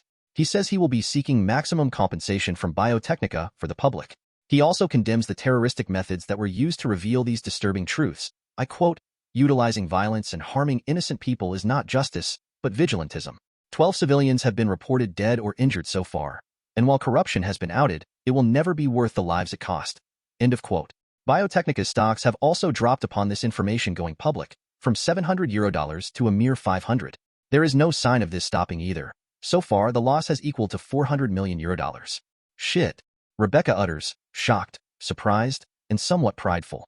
After all, she and her friends had helped reveal a sickening truth about a corrupt corporation, costing them hundreds of millions while giving those affected a chance for compensation. You planned for this? Ori questions the smug, cat-like girl. She nods. I've been working towards this for years. All my learning, injuries, debt, stress, everything had been for this. She smiles at them brilliantly. Thank you for helping me. I wouldn't have been able to make it out alive without you all. Ori blushes slightly, glancing away embarrassedly. Don't mention it. It's not like we did it for free either. It's pretty crazy to think about though. I've used and sold Securison in the past. Bats mutters. Don't you start feeling guilty about it now. No one but those corpo dickheads even knew about it. Ori retorts. Rebecca glances at Sasha. What are you gonna do now? Gonna kick Biotechnica while they're down? The woman folds her arms. I'm not too sure. To be honest, I always thought I'd die before I got this far. I say sit back, relax, and watch the corpo dogs tear Biotechnica apart. That shit show's only just gotten started. You've lit the fuse to a firework display of nuclear proportions. Bats adds. Sasha rubs the back of her neck awkwardly. Here's the thing. I'm kinda broke right now. Spent all my EDS hiring you guys and buying info from data brokers. I'm even behind on my rent payments since, I thought I'd be dead by now. She admits. Well, that's depressing. Rebecca snickers at her plight. Don't you have a sugar daddy you could turn to? You're pretty hot. I'm sure it wouldn't be hard to find one. Sasha grimaces. I think I'd rather bathe in acid. If you need cash, why not join up with us? At least until you figure out what you want to do. Ori asks, getting a jab in the side courtesy of Rebecca. Hey, ain't that something you should discuss with the crew first? Not springing it on us out of nowhere, she complains. We've been needing a dedicated netrunner, and Sasha's the only one I've seen who's actually willing to get her hands dirty. You know anyone who can do what she can while slicing bots to pieces? He questions. That ain't the point. No, she's right.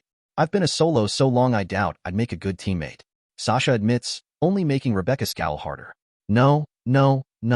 Don't you start that pity act. I won't buy it. Becca, Ori mutters, locking her in a staring contest. Fine. We try her out, but one screw up and she's out, she angrily exclaims, wrapping her arms around her knees and pouting like a petulant child. Chapter 86, Zombie. After joining their crew, temporarily or not, Sasha exits the apartment and leaves Ori alone with Rebecca and Bats, the latter of which was very aware that his presence was unwanted, especially with how Rebecca glared at him when she didn't think Ori was looking. I think I'll go see what's happening at Lizzie's, he awkwardly announces as he gets to his feet. You two remember to turn the lights off, energy bills and such? You sure? Ori asks. This place is technically yours. I don't want to run you out. You, shut up. Rebecca states before focusing on Bats. And you, enjoy the rest of your night? Ya. You too, he says, grabbing his coat and stepping out just as Rebecca slams the door behind him. You owe me for this, kid, he mutters under his breath as he walks away. With Bats safely away, Rebecca turns her eyes on Ori, who scoots back on the couch after feeling her intensity. Hey, I did almost die today. Think we could just cuddle? Fuck no. We're getting down and dirty now that all the busybodies are gone. It's 4 a.m. Aren't you tired? Not tired enough. Now stop acting like some virgin princess and pants off, she states as she approaches him, hands reaching for his jeans like a perverted strangler. Beep beep. Both Mercs look over at the noise and notice it's coming from Ori's holophone. He snatches it up and opens it before Rebecca can stop him, answering the call for someone he hadn't expected. Hey, am I interrupting something? Rogue asks, taking a puff of her cigarette. Yeah. No. They look at one another after their opposing answers. I would leave you two to whatever you're doing, but this is kind of important. You'll both want to hear it. Rogue states seriously. Rebecca reluctantly drops onto the couch next to Ori with a huff. Get on with it then? So, what's the biz? Ori questions, not sure why Rogue would be calling. Bad news. You're famous. Congratulations, zombie. Zombie? Ori parrots. And how's that bad news anyway? Rebecca adds. Rogue just smirks knowingly at them. Being famous in our line of work ain't a good thing, kid. And that stunt you pulled last night? You're in the big leagues now. Of course you'd know about that. He sighs. It's my job to know, she retorts, taking another puff of her cig. What's this about a zombie then? Since people don't know your real name or face, that's what they've started calling you. Okay, but why zombie? Should I feel insulted? He wonders aloud. Rogue snorts at him. You really gonna ask why? She pulls out a device and begins playing a video through the call, clips of him getting shot in the heart, head, and other places, yet still continuing despite the shitload of blood he'd lost in the process. Rebecca stares at it with wide eyes, having not seen just how severe his injuries had been until now. Rogue tosses the device away. Yeah, lots of people wanting to check out what tech you're running. Most cyberware is based around not taking damage in the first place. The stuff you have, though, got a lot of people interested. Ori folds his arms. It ain't for sale.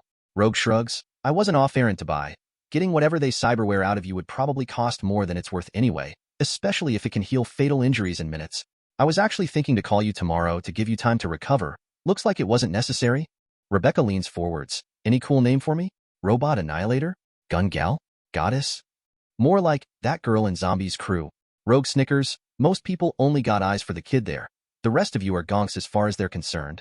So what, you just calling to warn me? Nothing else? Not the thing I hired you for? He questions. Still no sign of your sis, kid. I've got some leads, but telling you them might fuck the whole operation, not to mention outing my guy on the inside. But yeah, I'm here to warn you and give some advice.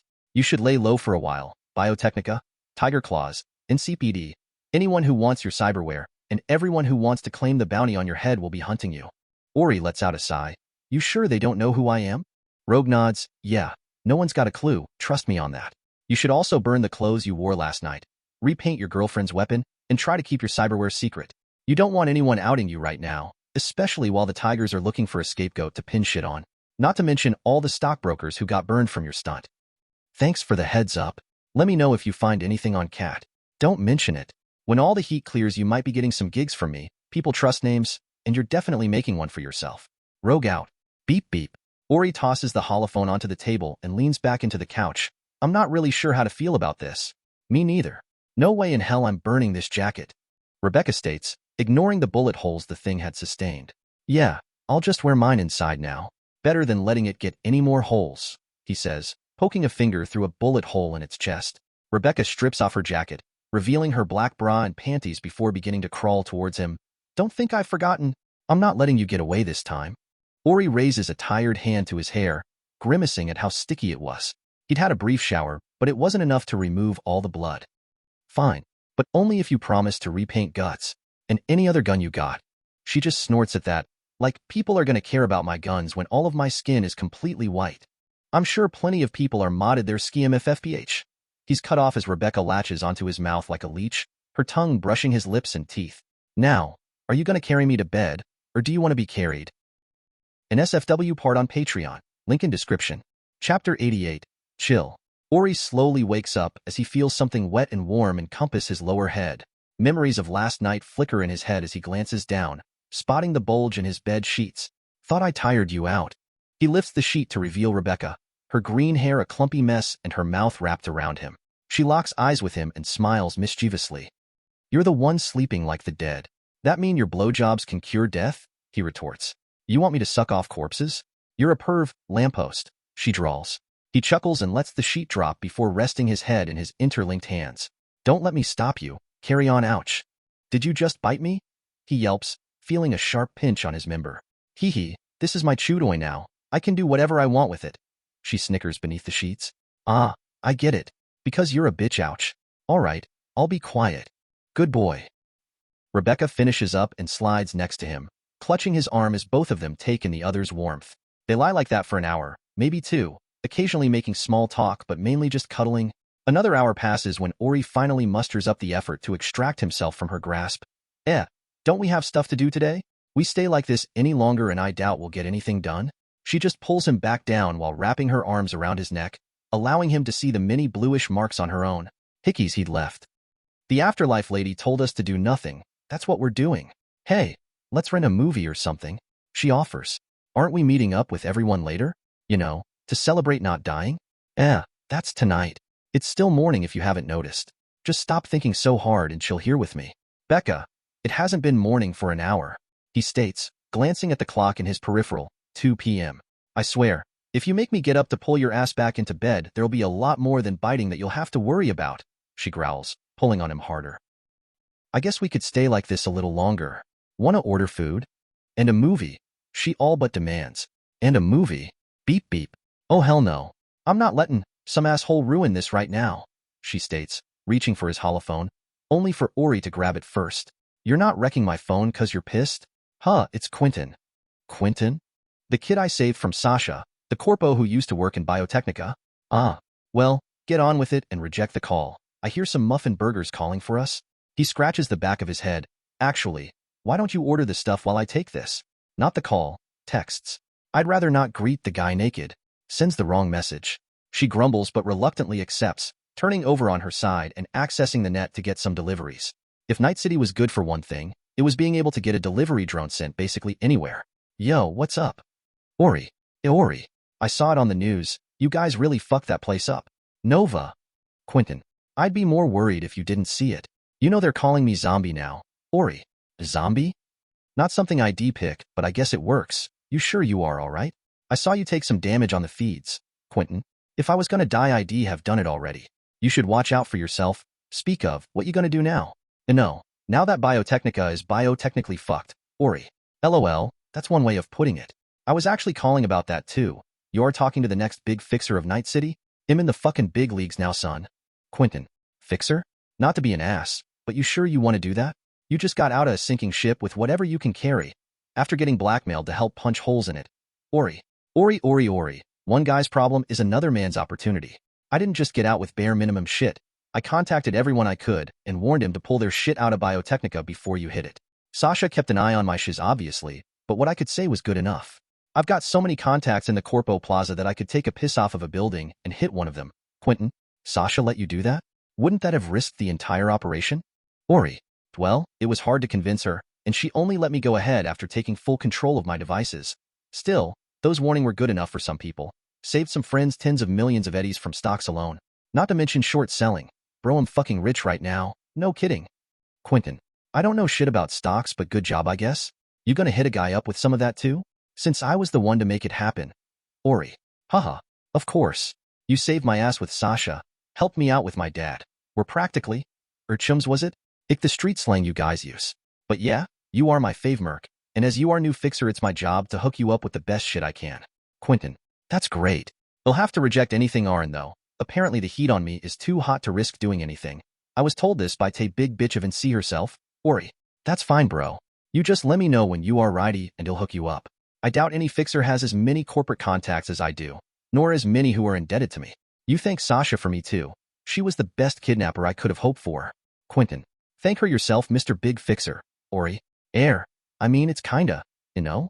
Quentin. Let me guess. You caught feelings for her, Ori. Good talk, Ori. Catch you later. Quentin.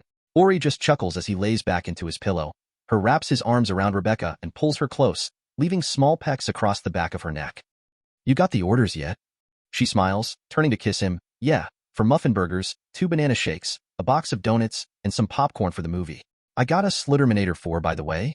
That classic? Groovy. He laughs. Chapter 89. Mama Bear. Bats comes back to the apartment not long after Ori and Rebecca had finished the first movie. The guy looked tired and haggard, as if he'd not slept the whole night. The new couple steps out of the shower with water still clinging to them. Not to mention both had forgotten to bring a change of clothes, leaving them walking through the place with only towels covering their bodies, much to Bat's chagrin. Sleep well, Bats? Don't, me, put some damn clothes on, he exclaims, looking away as he points a finger between the duo. Rebecca shrugs and heads back to the room, leaving Ori there with Bats. You not sleep or something? Bats lets out a long sigh. I made a mistake with the hotel.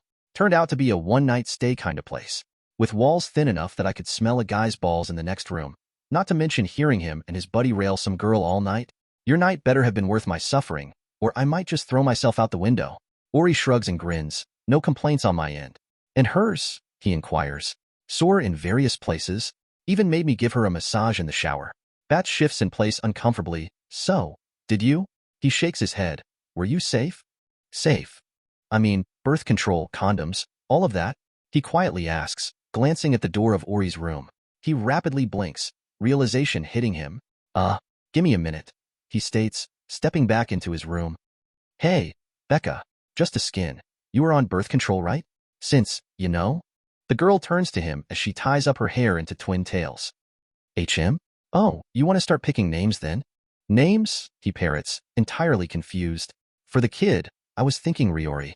Or Arabika. You what? He exclaims, his voice cracking from shock. YU. She burst into laughter. Ha ha ha, you should have seen your face.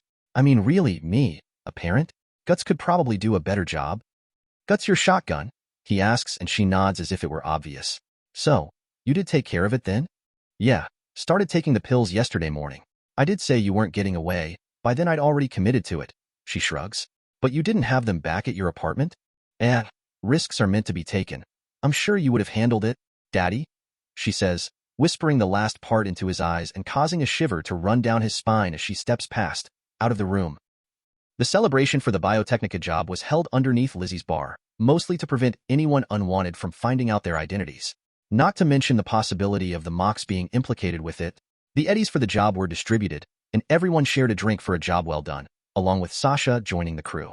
There they teased Ori and Rebecca about their new relationship, but the latter of the two just turned it back on them. Judy was a particularly easy target with how well Rebecca knew her, after all. After a long night of drinking, everyone slowly departed. Rebecca headed back to her own apartment, leaving Ori to stumble home with a bottle of bourbon still in one hand.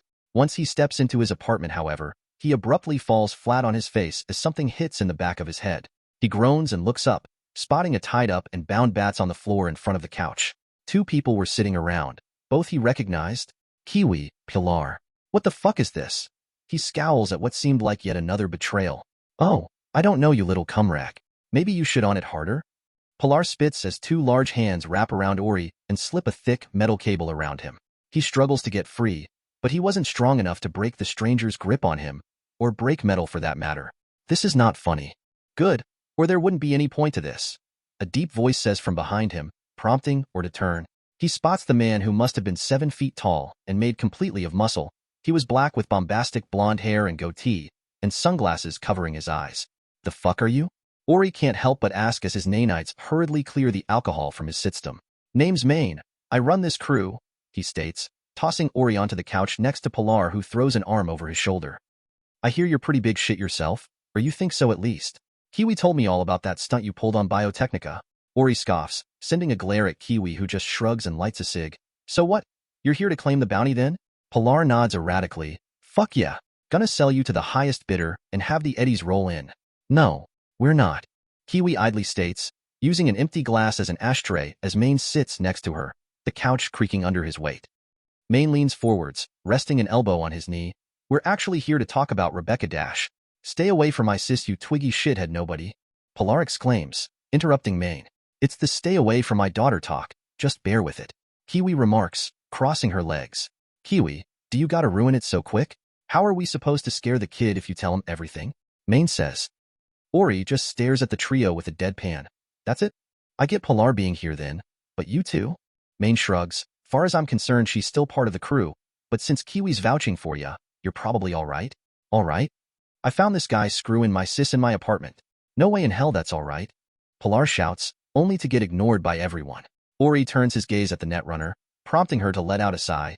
Just making sure these two don't accidentally kill you.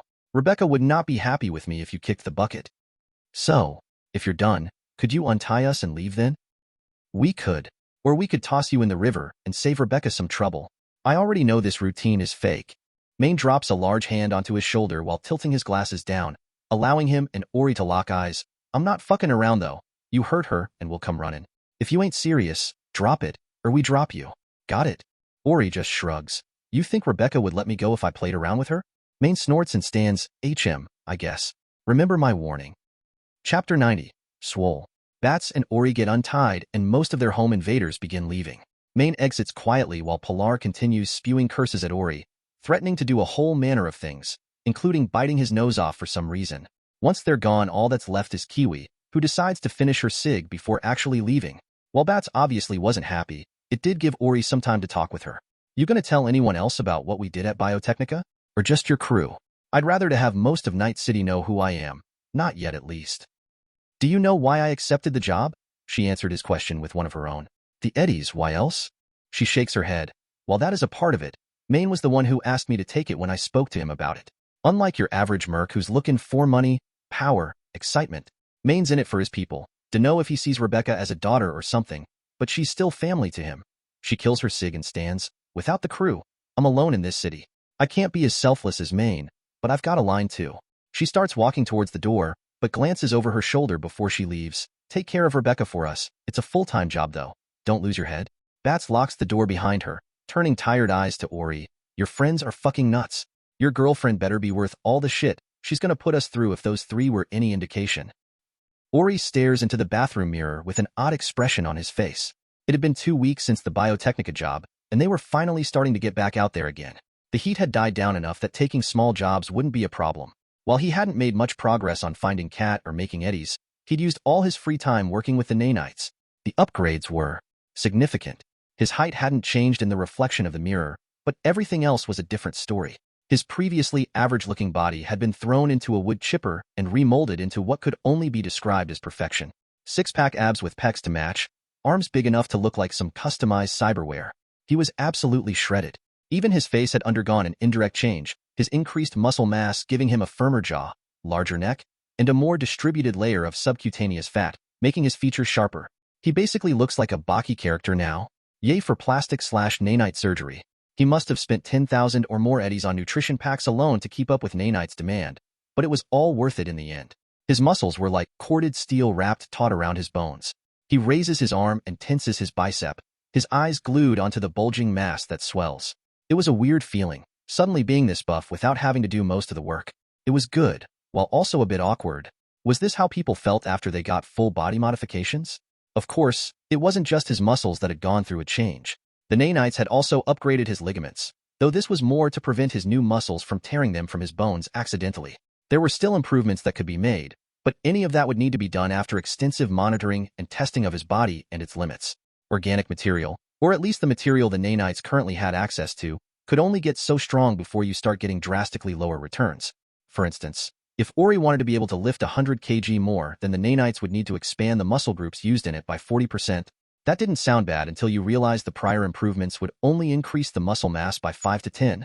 So, the only real things he had left were upgrades to his organs, his brain, and biological enhancements, such as the alterations the nanites had made to his skull after examining the woodpecker. While he was incredibly wary of having the nanites mess with his brain, it was a little too late for him to worry about it now. If they were going to take him over, they would have done it by now.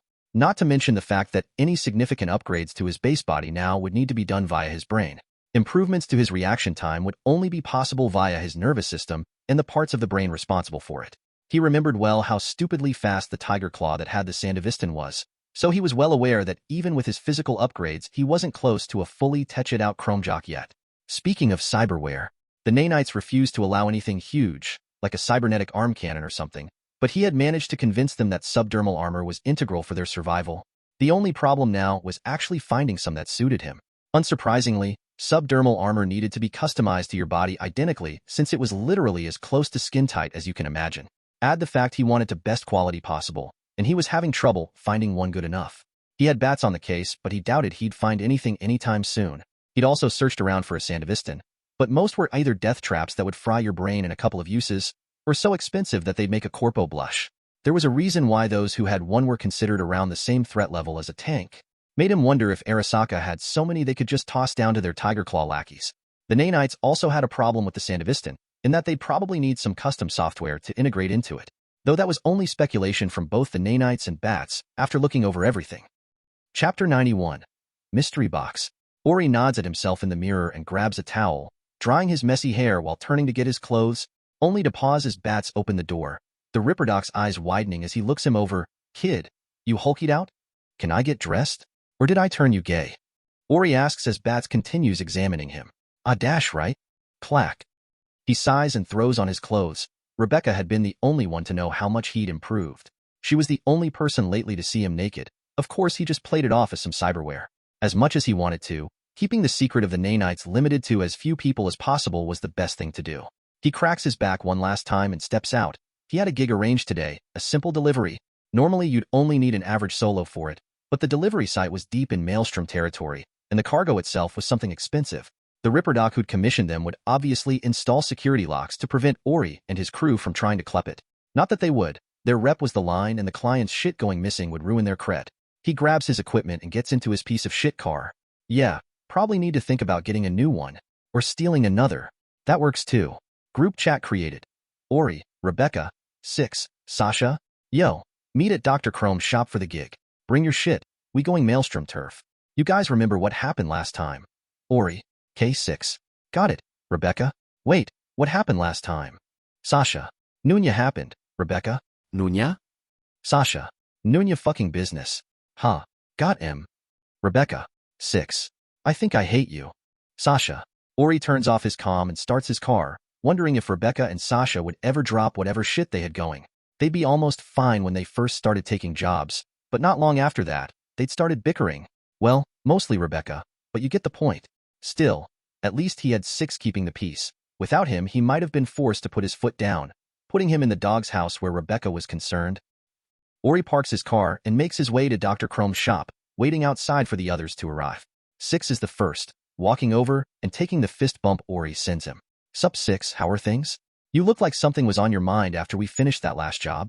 6 shrugs, still have doubts about our new teammate. How do you mean? Sasha's been great so far. At least I thought so? Don't know, something just doesn't feel right about it. He shakes his head. It's probably nothing. Sasha arrives next, hopping off of her motorbike and locking her helmet to the handlebars. Ah, I figured I'd beat you guys here. Especially you, Ori. No offense, but your ride sucks? Yeah, I know. He glances at 6. How'd you get here so fast anyway? Walked. I was in the area. Yo, yo, yo, bitches. Rebecca exclaims as she struts over, a repainted neon green guts and some other rifle hanging from her shoulders. Wait long? She asks, hopping up and planting a kiss on Ori's cheek before throwing a glance at Sasha, waving her hand at her. You probably shouldn't have bothered though. Sasha just lets out a sigh, which is mirrored by 6. What's that supposed to mean? Mean we won't need a techie to do this one? It's just a delivery, right? She questions, looking to Ori. Ori just rubs the bridge of his nose. She's not only a net runner, you know. I invited her because she's flexible. Yeah, I bet she could do that cat thing, licking her own dash. You know what I mean. Now, stop stirring shit and let's get on with this. We'll probably need her help anyway with where we're going, he states, stepping into Dr. Chrome's shop. Hey, Ori, right? No, you threw bats. Here to pick up the order. The tall, uniquely normal-looking Ripperdoc says as they walk in. Yeah, got any info on it before we take it out? Better knowing what we're handling. Ori asks. Dr. Chrome thins his lips. Nah, not for you at least. Just take it where it needs to go and we'll be smooth. He walks over to the back and wheels over a sack truck trolley with a large, metal container sitting on it. Huh, that's bigger than I thought it'd be. Ori mutters. The Ripperdoc just shrugs. The thing itself is small, just all the cushioning and shit it needs makes it this size. That gonna be a problem? Ori shakes his head and picks it up like the 200 kg box weighed nothing. We got it. Contact you when we've dropped it off, he states, shuffling out of the store. You bring a car, Becca? I don't trust mine to hold up with all of us and this thing in the back. Nah, got a cab. He sighs. Well, it's not gonna fit on Sasha's bike either. Guess we're trusting my scrap pile not to die on us. I don't want us to be the first Merc crew to fail a gig because their car died. That would be embarrassing. Sasha admits. No kidding. My bro would never let me hear the end of it. Rebecca exclaims at the thought of Pilar having something over her. She's heard about his threats to Ori and beat the snot out of him, so giving him any kind of validation was the last thing she wanted to do. Ori drops the crate in the back of his car as its suspension cries out from the sudden weight. Get in. Let's just hope we don't need to make another getaway or we'll be truly fucked. Shotgun. Rebecca calls, hopping in the passenger seat. So, anyone want to take a peek? Rebecca casually asks the group, obviously referring to the crate they were delivering. No. It'll have verification chips and whatever else they decided to add on. We open it, and they'll call us on it. Sasha argues. Chapter 92. Run in with crazy. Yeah, so, let's just leave the box alone. Becca, Ori says, taking the next turn off of the highway. Fine. But if this gig blows up, I get the first peek at it. Now you're just asking for trouble. Sasha mutters, resting her cheek on her fist. Maybe you should have covered your skin, Rebecca.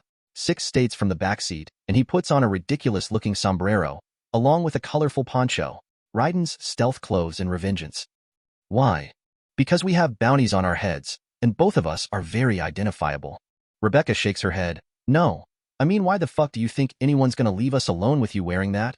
She gesticulates at his outfit. A disguise. I am just an average, everyday Mexican culture enthusi. Bull. Shit. We're gonna get shot because some gonk's gonna think you're being racist or something. I think it might work. Sasha adds, drawing a glare from Rebecca. Ori stops on a curb and next to a large apartment complex which was placed next to an industrial estate. He pulls the handbrake up and looks over his shoulder at them. I'm on point.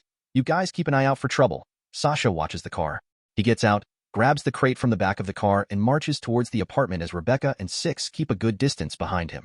You wanted return business for small jobs like this. It was best to not scare off your customer base. Hopefully they could take a couple more gigs if they finished this one quickly enough. The Maelstrom were certainly a threat to them. They'd driven past 3 groups of them till now, and it wouldn't surprise him if they patrolled the area. The gang wasn't as orderly as saw the Mox or 6th Street. He knew well that them kidnapping innocent people off of the street at random was happening, not to mention the fact that Six and Rebecca would be big targets, not only because of their bounties, but because they looked like they'd have valuable cyberware they could extract.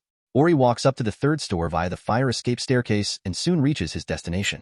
Room 092. The door sat opposite some railings that overlook the car park, allowing Ori to see Sasha from up there. He lays the metal crate on the floor and gives the door a couple knocks. Yo, here with your delivery. Hello? He calls after some silence, not hearing anything. Guy not there? Rebecca asks via the comms, watching him from down the hallway. Doesn't look like it. And no, you can't open the box. Ori. Sasha. Checks the apartment cams. 6. Got it, Sasha. Ori rests his weight against the railing, resting a hand on his hip where his pistol lay. His LMG was in the car, but he felt safe enough with Rebecca standing by with guts. Shit. Our guy's short Cerseiing in his kitchen floor. Sasha. Just let him flatline then. Report that to the doc and take the box. Rebecca. Help him. We're not losing anything. Sasha. Ori chews his lip. He wanted to help. He really did. But breaking into this guy's apartment could put them all at risk. Since no trauma unit has turned up, it meant he was uninsured, so they'd have to pay out of pocket to get him treatment if he needed it. 6 thought? Ori asks the Merc, wanting a tiebreaker. Up to you. 6 answers neutrally, uncaring. Ori rubs his face and lets out a sigh. Fuck sake. With that, he steps forward and kicks the door straight open, leaving a large foot-shaped indentation in its metal. Hey, you all right? He shouts again, taking a single step into the apartment. Wait, he's stopped shaking. He's on the move. Sasha. Ori blinks as he hears rapid sounds coming from the end of the apartment hallway, a blur springing from it. It was a small, skinny guy with deep black bags under his eyes. He wasn't wearing a shirt, showing his heavily modded body covered in surgical scars and cybernetics. His eyes were completely black, modded to look like pools of the abyss. Even his bald head looked heavily modified, with bits of metal jutting out from it. The only other thing Ori was able to see about the guy was that his hands were covered in a white fluid, which seemed to be dripping down his nose liberally. Synthetic blood? He thinks just as the guy reaches him. Ori's eyes widen as he realizes the guy wasn't in his right mind, especially when the guy's fist smashes into his face. Thud. Ori sent flying, straight out of the apartment and over the railing as he plummets 3 stories below. He groans in pain as he lands atop a car, caving in its roof as its alarm begins blaring. Holy crap. Ori, are you alright? Rebecca shouts from the balcony, just as the guy who'd hit him hops on the railing like some kind of spider monkey. Fuck no. That fucker's crazy. Shoot him. Ori shouts as he peels himself off the roof. You're right. It's a cyber psycho. Sasha reports to the group. I knew we shouldn't have helped. I blame you for this, kitty. The cyber psycho had dropped off the railing after spotting the metal crate they delivered, and was in the process of trying to open it. He was failing, of course, the security measures requiring someone of sound mind to actually access it. The fumbling psycho would have better luck headbutting it till it cracked. Hey, asshole. If you don't want to get shot in the face, get those hands up. Rebecca shouts, walking towards the psycho with guts raised. The guy just blinks at her a couple times, but before he could verbally reply, she fires a shot at him, hitting him in the chest and throwing him off of the building, in the same manner he'd done to Ori. Feels good, don't it? Ori watches the guy as he hits the ground, bouncing slightly but not showing any indication of pain. He gets to his feet and glances down at his chest, which had been riddled with birdshot, none of which seemed to break through his subdermal armor. The external layer of skin was bleeding synthetic blood profusely, however, meaning he'd taken at least some damage. Chapter 93, Cyber Psycho. Aya! The cyberpsycho abruptly screams, loud enough that the nanites had to suppress his hearing in order to not disorient him. Then, the guy takes off, sprinting down the street like an Olympic athlete who had rockets attached to them. Get on him! Ori shouts, drawing his pistol and chasing after him. While the guy was not technically their problem, allowing him to run around killing civilians and whoever else he ran into didn't sit right with him. Rebecca, 6, get in the car. Sasha exclaims, taking the driver's seat and starting the vehicle. Maybe we shouldn't chase the guy who shrugged off a point-blank shotgun blast? Rebecca, just get in. Or are you scared? Sasha. Ori tunes them out and the psycho leaps upwards, his ankle springing as he flies 15 meters off of the floor, landing on a nearby rooftop. He followed, ducking into an alleyway and using the 2 parallel walls to scale up. He reaches the roof and spots the guy jumping to the next, obviously using some kind of mobility cyberware. He fires a couple shots at him, clipping him in the side as he's midair, causing him to tumble to the road below. Just as Sasha drives past, he hits the car's bonnet and ragdolls over the roof as she skids to a stop, the front windscreen thoroughly cracked. Are you serious, Sasha? Ori, no one told you to shoot him. Sasha. Rebecca kicks open the passenger door and steps out, firing 2 shots at the downed psycho. One hits, causing him to roll again, but his body twists and contorts suddenly, dodging the next blast as he jumps up high, intending to land on her. Bang! Her 3rd shot sends him flying again, however. 6 jumps out and sprints at him, delivering an uppercut so strong nearby people might assume they were juggling him. Hold on, I'll try hack him. Maybe then we can call someone to fix whatever's wrong. Sasha. Hell no. I'm gonna kill this asshole. Rebecca states, reloading some shells before cocking her shotgun as she strides forwards. Ori hops down from the roof and lands beside the psycho who is on all 4s on the ground. Chill out and we won't flatline you. Don't bother. Once you go full cyber psycho like this, there's no coming back. Rebecca states. Maybe. Maybe not. 6 remarks. What is your name? In name? The psycho mutters, his body twitching incessantly. Yeah, tell us your name. Ori adds, attempting to keep his tone compassionate, but it came out harsher than he'd liked. In name? I don't know. I don't know my name. My name! The guy looks up with mad eyes, his head twitching to the side as if he had a tic. The skin of his forearms begins retracting, revealing long, shiny blades that extend from his hands to his elbows. Fuck this, he's getting ready to go again. Rebecca spits, preparing to shoot him, only for the guy to sit back on his knees, then launch himself upwards, doing multiple front flips before landing in front of the car. My name. Tell me my name, he roars, saliva flying from his mouth. Bang bang. The guy dodges Rebecca's shots as if he had eyes on the back of his head, leaning to the left before falling to the right as if gravity suddenly became heavier. 6 fires his revolver, but the guy just spins on one kneecap before smashing his other foot into the Merc's leg, causing him to stumble from the force. This guy's gone, ain't him? Ori exclaims, unloading his own weapon, only to pause as the bullets flatten against his skin and fall off. The psycho readies his arm blades to run 6 through but shouts in pain as sparks buzz the back of his neck. Take him down. His icy walls will shrug that off. Sasha, 6, Rebecca, and Ori all begin firing at the prone man as his cybernetics go haywire. Bits of skin and flesh fly off, revealing his almost completely robotic structure beneath. They keep shooting, however. The guy continues to scream despite the fact any regular human would have died by now. Bang! Rebecca blows half of the guy's face clean off. Why isn't this fucker dying? Watch out. He's got a berserk chip. Sasha shouts over the comms. It was too late, however. Clank. Thud. Crash. 6 goes flying with a large gash across his reinforced chest. Rebecca gets slammed against the ground from a heel kick, and Ori finds himself grappling with the crazed Cromer. He grips the guy's arms and strains against him, trying to not get slashed by those big-ass arm blades. Why you want to know your name, don't you? I know it. Just listen for a minute. He grunts, actually causing the guy to lessen his assault, if slightly. Tell me. It's Wells. Wells truly. Ori states. Are really? Ori nods. Yeah, Wells and truly fucked. Hit him. Bang. The psycho stumbles as Rebecca shoots him point blank in the spine, allowing Ori to throw him to the ground, cracking the concrete from the force. He follows it up and smashes his foot against his head, sending him to the sleep realm. Huh. Fuck, that was rough. Rebecca mutters, giving the guy a prod with her foot to make sure he was properly out. Are all psychos like this? Ori mutters, that fight was harder than that super speed tiger claw bitch, even with an upgraded body and his whole crew fighting them. Dunno, this is the first I've ever dealt with one. Susie usually told us to let MaxTac deal with him. She shakes her head, focusing on the guy.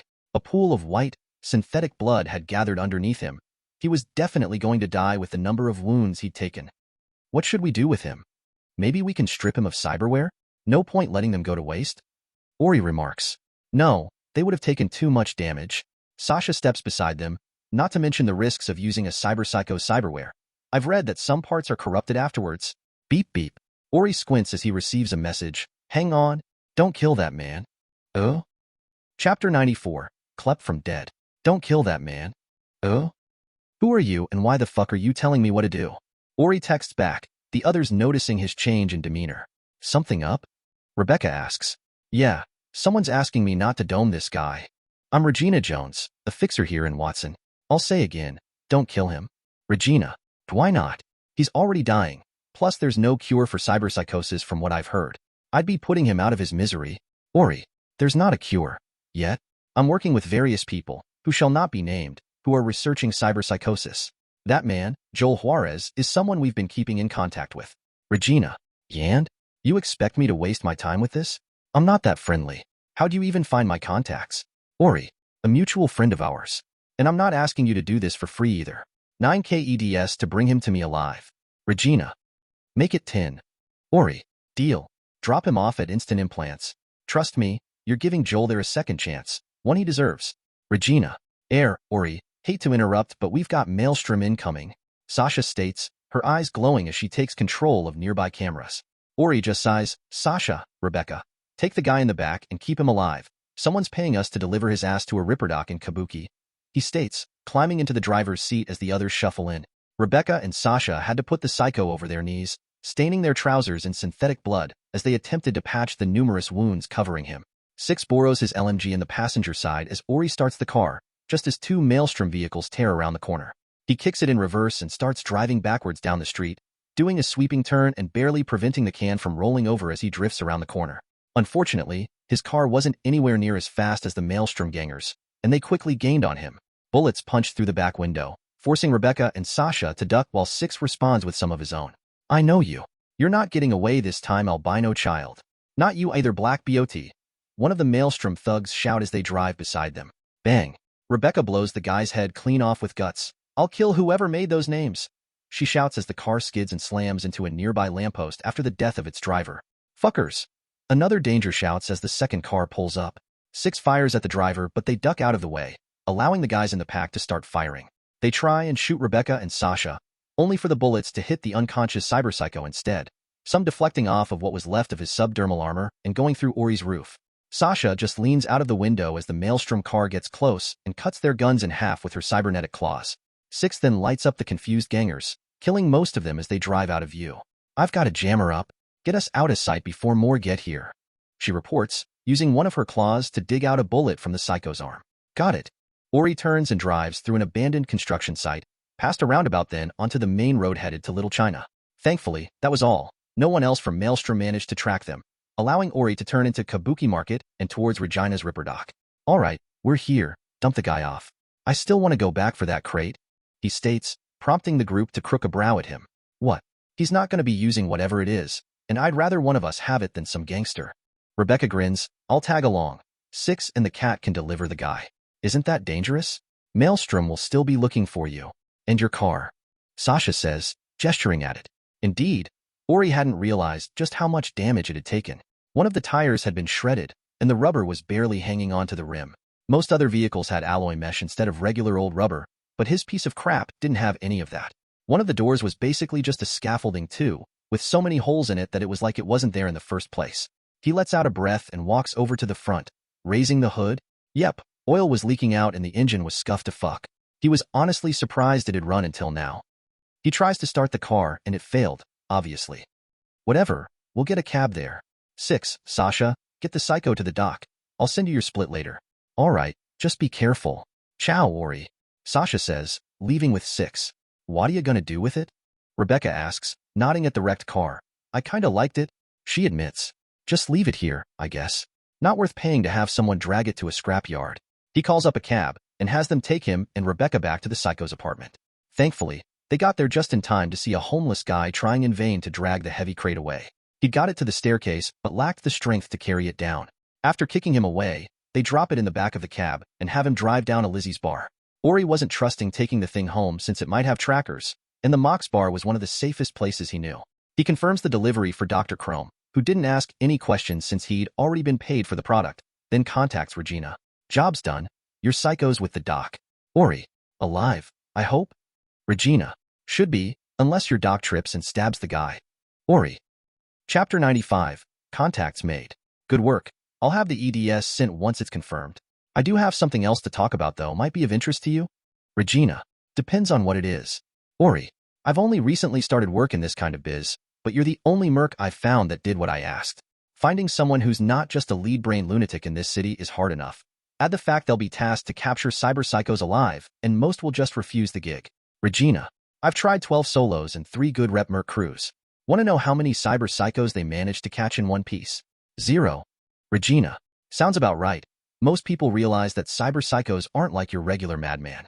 I'd hazard to bet that every single one of them is violent, a big difference from normal psychosis from what I've heard. Trying to bring down a super chromed up animal with who knows what hardware is hard enough, let alone bringing him back alive. Ori, you managed it. Before MaxTac got there and blew the sorry guy to pieces, and without doing it yourself. See where I'm going with this? How'd you feel if I hired your crew for some similar tasks? Obviously, they won't come up all the time, but having you on call when they do would help a lot. Regina. Yeah, he didn't know about that. The psycho they fought today was nowhere near as strong as the guys he'd seen on the news, yet he'd kicked his crew around like they were footballs. Then again, they'd be able to ambush the target given prior warning. Ick. Not sure my crew would be able to handle most psychos, not while holding back. Ori. That's fine. Before any job I'd send you the debts on the target, what known cyberware they got. I'll even pay if you end up flatlining them. Less than you would have got but enough. Regina. Alright, you've got me interested. Only thing left to discuss is pay. It was 10K today, but I want more depending on how dangerous the psycho is. Plus extra the closer they are to high prio areas. MaxTac won't care who's who if they arrive before we get your guy. Ori. Sounds good to me. I'll talk to my team see what rates we can give. Cheers, Ori. Thought I was gonna have to beg Rogue for contacts. Regina. Beep beep. Looks like we've got another fixer on call, he states, glancing at Rebecca who'd been, patiently, while sitting atop the metal crate. HM? That's so? How many we got now then? Q. Rogue, that Mr. Hands guy, Padre Quentin, this Regina bitch? She idly lists off as she stands, examining the box to see how to open it. You're forgetting the others. She shrugs. They don't count as fixers, more like dime a dozen helpers or talent finders. You're not gonna say that chum of yours Alan something was a proper fixer? Ori just shakes his head, not replying as he leans down to the crate. It had a hand scanner and number combination lock, one that required a 6-digit combination. Yeah, I have no idea to crack this. Move, I'ma do it the old-fashioned way, she states, shoving him off to the side and kicking it over while pointing guts at locking systems. Yo, that ain't gonna dash. Bang. Scratch. The mangled systems instantly start sparking from the damage they'd taken. Once that stops, she gives the lid a prod with the barrel of her gun, causing it to just fall open and allow the contents to sprawl out. Huh, that definitely shouldn't have worked, he remarks. Ignore that, look at this stuff. All total shit, she exclaims, gesturing down at the contents. Whatever ideas he'd had to what was in the crate, this hadn't been it. Multiple bottles of extra-potent immunosuppressants, likely to stop the guy from going cyber-psycho. A bit late for that, though. There were also many bags of white, synthetic blood that had been previously packed to the brim. A couple were leaking their contents thanks to Rebecca's rough opening, but neither cared. Synthetic blood was somewhat expensive, but that was only for those purchasing it. The market was entirely run by corporations. No one was going to trust getting something as vital as blood from a pawn shop, especially not something stolen. What a letdown. Rebecca bemoans, clearly unsatisfied over what should have been at the loot box. Ori sighs and turns it up the right way after dumping some of the stuff out. He wasn't gonna let anything get by him. He vaguely remembered his sister using a false bottom in one of her scavenged shelves to hide her female products. He reaches down and gives the bottom of the box a few prods, eventually finding a depressible area in the previously completely sleek metal. He presses it and a click sounds out, the sides of the box falling away, causing it to go completely flat as it reveals the hidden item. The fuck is that? Dunno. Looks cool though, Rebecca remarks, squatting over the strange device. Obviously, it was some sort of cyberware that needed to be implanted, judging by the size, connection points, and immunosuppressant ports. It looked like a bundled cable, some kind of titanium alloy if he was reading the marking on it right. The bundle ended with a vicious-looking tip, one that'd open up at will. Oh, a grapple hook? He questions aloud. So that's what it is. I thought it was some kind of gun with the launching system, but a grapple hook makes way more sense. Why is it a grappling hook? I've never seen one on the net or in a chop shop. Not that great compared to everything else you can get. Ori shrugs. Well, that guy could move. Imagine him with the hook. He'd be flying over buildings and we'd never catch him, he says, picking up the cyber war and weighing it in his hand. Chapter 96. Corporate Corpse Climbing. Elsewhere. So, has anyone here discovered the perpetrators of the recent incident that has harmed our interests? A tall, fat man with balding black hair and stark black glasses questioned the people gathered in the room. No, Mr. Daffords. We've attempted to secure the identities of the group that attacked us, but everyone who might know is refusing to cooperate. Even if we sent our security teams or requested the NCPD to accelerate their effort. Bang! Roger Daffords slams his palm on the glass table, prompting everyone to go silent as he points at the previous speaker. I didn't ask you to explain why you failed, Miss Fay. I asked if we knew the criminals who cost Biotechnica hundreds of millions of dollars. Forgive my language, but I don't give a shit what, why, or fucking how it happened. He scans the room. Give me one good reason why I shouldn't have you all thrown out of the building right now. Humph. A woman sitting far from him huffs in amusement.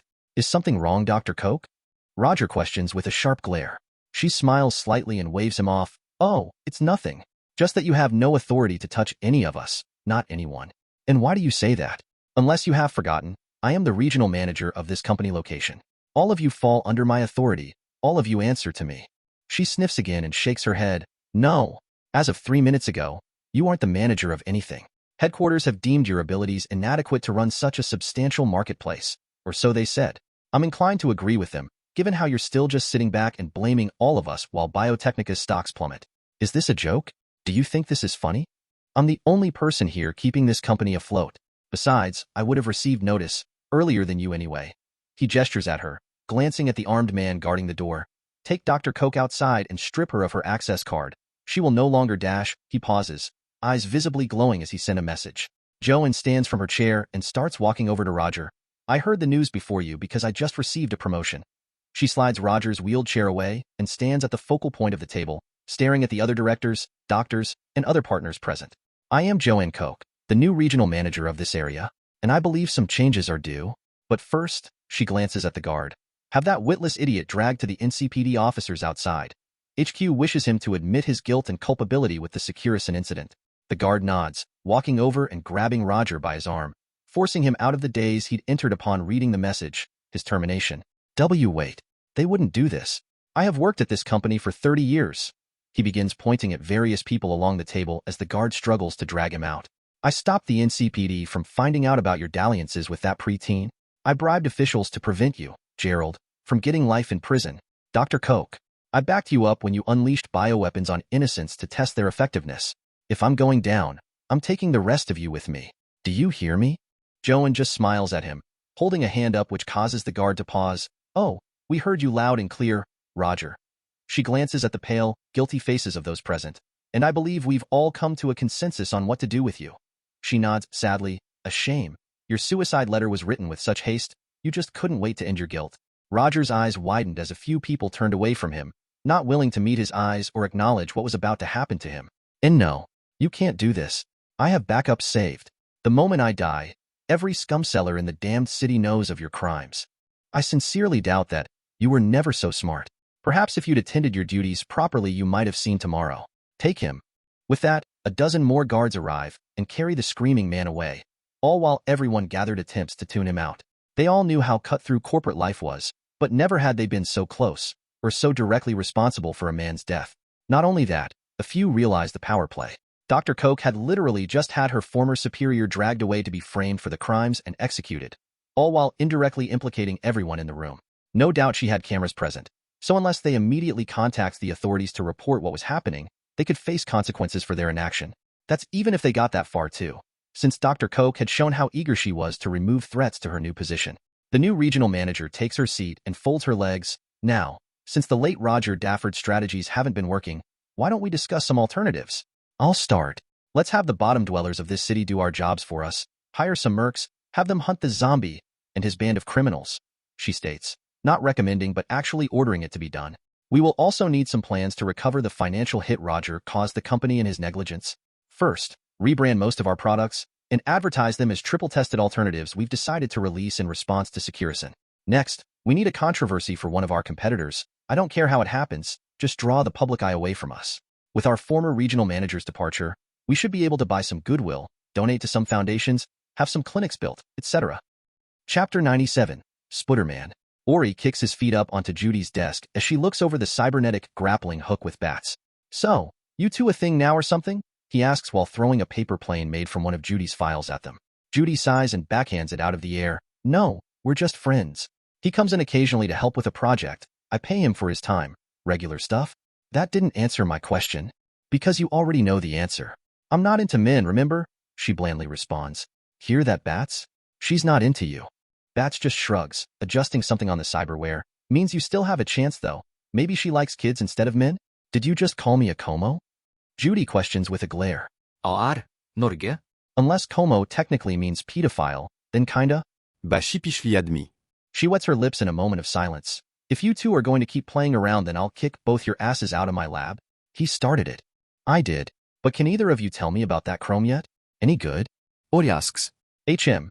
It reminds me of something the NCPD used to use when they still had police bikes. They had hooks like this on the front with winch systems. Punch one into a fleeing car, then activate the stabilizing clamps. Didn't know anyone would want to install a version of it as cyberware? Judy remarks, sounding curious. Why'd they get rid of him? Were they trash? Or did they not want to be on the bike train like the Tiger Claws? They actually worked from what I read, until cars started getting more powerful. The bikes would need to be 4 times more expensive to keep up, which doesn't really fit a public service budget. Still, the tech got downsized major, she says, holding up the grappling cyberware. Indeed, it was actually quite small compared to most cybernetics, around the size of a man's fist, most of which was just the cables themselves. How'd you install it? Ori inquires. He was somewhat interested in it, but he wasn't sure if he wanted to commit to it. If it replaced muscle on his arm, then he'd be far weaker since the cyberware itself likely wasn't designed for strength. Looks like you implant it somewhere at the end of your forearm, maybe 5 inches away from your wrist. The cables seem to stick out externally and be easily detachable, probably to stop them getting stuck to a running train and tearing your arm off accidentally. Bats states before pausing. I'm guessing it's incomplete, however. This thing will latch onto a surface and send you flying at it, fast. You'd need some suspension systems in your elbow, shoulder, neck, head, and brain to stop you from knocking yourself out or tearing yourself apart from the massive acceleration. All of that, just for a grappling hook. Doesn't worth it. Ori remarks, though, he knew he'd be able to handle such forces with the modifications his body already had. Well, this would make you like the old superhero if you practiced enough with it. What was his name? Spider something? Judy offers, her brow quirked in thought. Spider-Man? But you'd need 2 of them if you wanted to keep up in the air. We're not in an old comic book either. If you used it to swing from buildings, you'd cause so much property damage the NCPD would send Max Tack at you. Bat says. It'd be cool though, wouldn't it? Judy retorts. They both chuckle. Yeah, I guess it would. Surprised no one's tried it before, to be honest. Ori drops his feet and leans forwards as he thinks back to what he knew of Spider-Man. Hey, think you guys could fashion that thing into a wrist-mounted dash thing? Like an arm guard? Judy asks. Yeah, like that. Something I can wear instead of having to install it. Just seems like a waste to implant it, to be honest. That doesn't fix the problems I brought up, dash. He mutters, realizing Ori had methods to assist in that. He glances at Judy. Think there's a way of doing it? I'm not all that great an engineer, he admits. Judy ignores whatever was being unsaid between Bats and Ori. We would need to relocate the launch system, strip everything but the actual machinery. It'd need some new batteries too, since fuel cells would be too bulky for an arm guard. I think I could make it work. Might take some time though. I'll pay you for the help, plus it's pretty interesting too. Ori offers. Yeah, but if I start seeing reports of Spider-Man on the news, I'm coming to you first, she jokes. Ori stretches his arms and back out, yawning lightly as he glances at the duo. Hey, either of you know a good place to buy a car? My old one is busted. Not really. Bats mutters. Haven't actually ever bought a car, just stole them from someone else. What's your budget? Judy asks. Not sure. 10K sound good? Ori questions, not entirely sure how much a vehicle actually cost. His last one was stolen too. Maybe that ran in the family? Or all nomads for that matter. She snorts. Piffed. 10,000? What you trying to buy with that? One of those little electric cars you buy for kids? All right, smartass. How much should I spend then? He grouses. Well, depends. You care whether it's legal or not? Not particularly. Then I know plenty of places that'll sell a nice ride on the cheap. Stolen, obviously, but with all trackers and identifiers scrubbed. 20K would be enough. 30 if you want something nice. I'll bite. Where's it at? Don't bother going alone. I'll tag along and make sure you don't get burned buying some pile of crap. Unless you know something about cars? Ori shakes his head. Not at all. I barely know how to change a tire. Besides, don't you have things going? Wouldn't want to ask you to waste your time with me. It's fine. I've been wanting to check out what they got anyway. Chapter 98. Captive. Elsewhere. A teenage girl with grimy, filthy black hair glares at the door of her cell from her floor-level stained mattress. She didn't know how long she'd been here. Not even a window to allow her to track the days. She'd attempted to count the hours and track them via scratches in the wall, but that turned out to be useless. She'd consciousness occasionally, waking up however long afterwards feeling sore and sticky, with a smell that made her retch. It was hell, kidnapped from her family, held prisoner and abused with no end in sight. She wanted to fight them, scratch their eyes or tear their throats out with her teeth, but they never came near her. The only time she caught a glimpse of them was when they slipped food through the hatch in the door.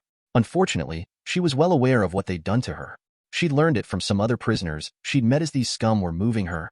A doll chip, an implant that would erase her memory and force her to act however her controller wished. Judging by her state whenever she comes to, she was lucky to be unconscious during it. She sucks in a cold breath at the thought of it, her stomach roiling and her muscles aching, almost screaming at her to find a way out. Her captors were lucky they installed the chip, otherwise she'd have attacked them, or tried to her life already. Clack. Her eyes shoot to the door as someone unlocks it and steps inside. Girl, you have a visitor. Enjoy. The oily voice of a man states as he pushes another into the room. She tucks herself in the corner as he looks at her, his scarred face, short black hair, and gray eyes focusing on her with intensity. I'll kill you. Stay back or else. She growls with as much force as she can muster. Her hand quickly found the plastic plate beside her mattress. This was the first time they were going to assault her while she was awake. She wasn't going to let it happen. The man glances back at the door before raising his hands placatingly. Sure, I'm not going to hurt you. I am here to save you.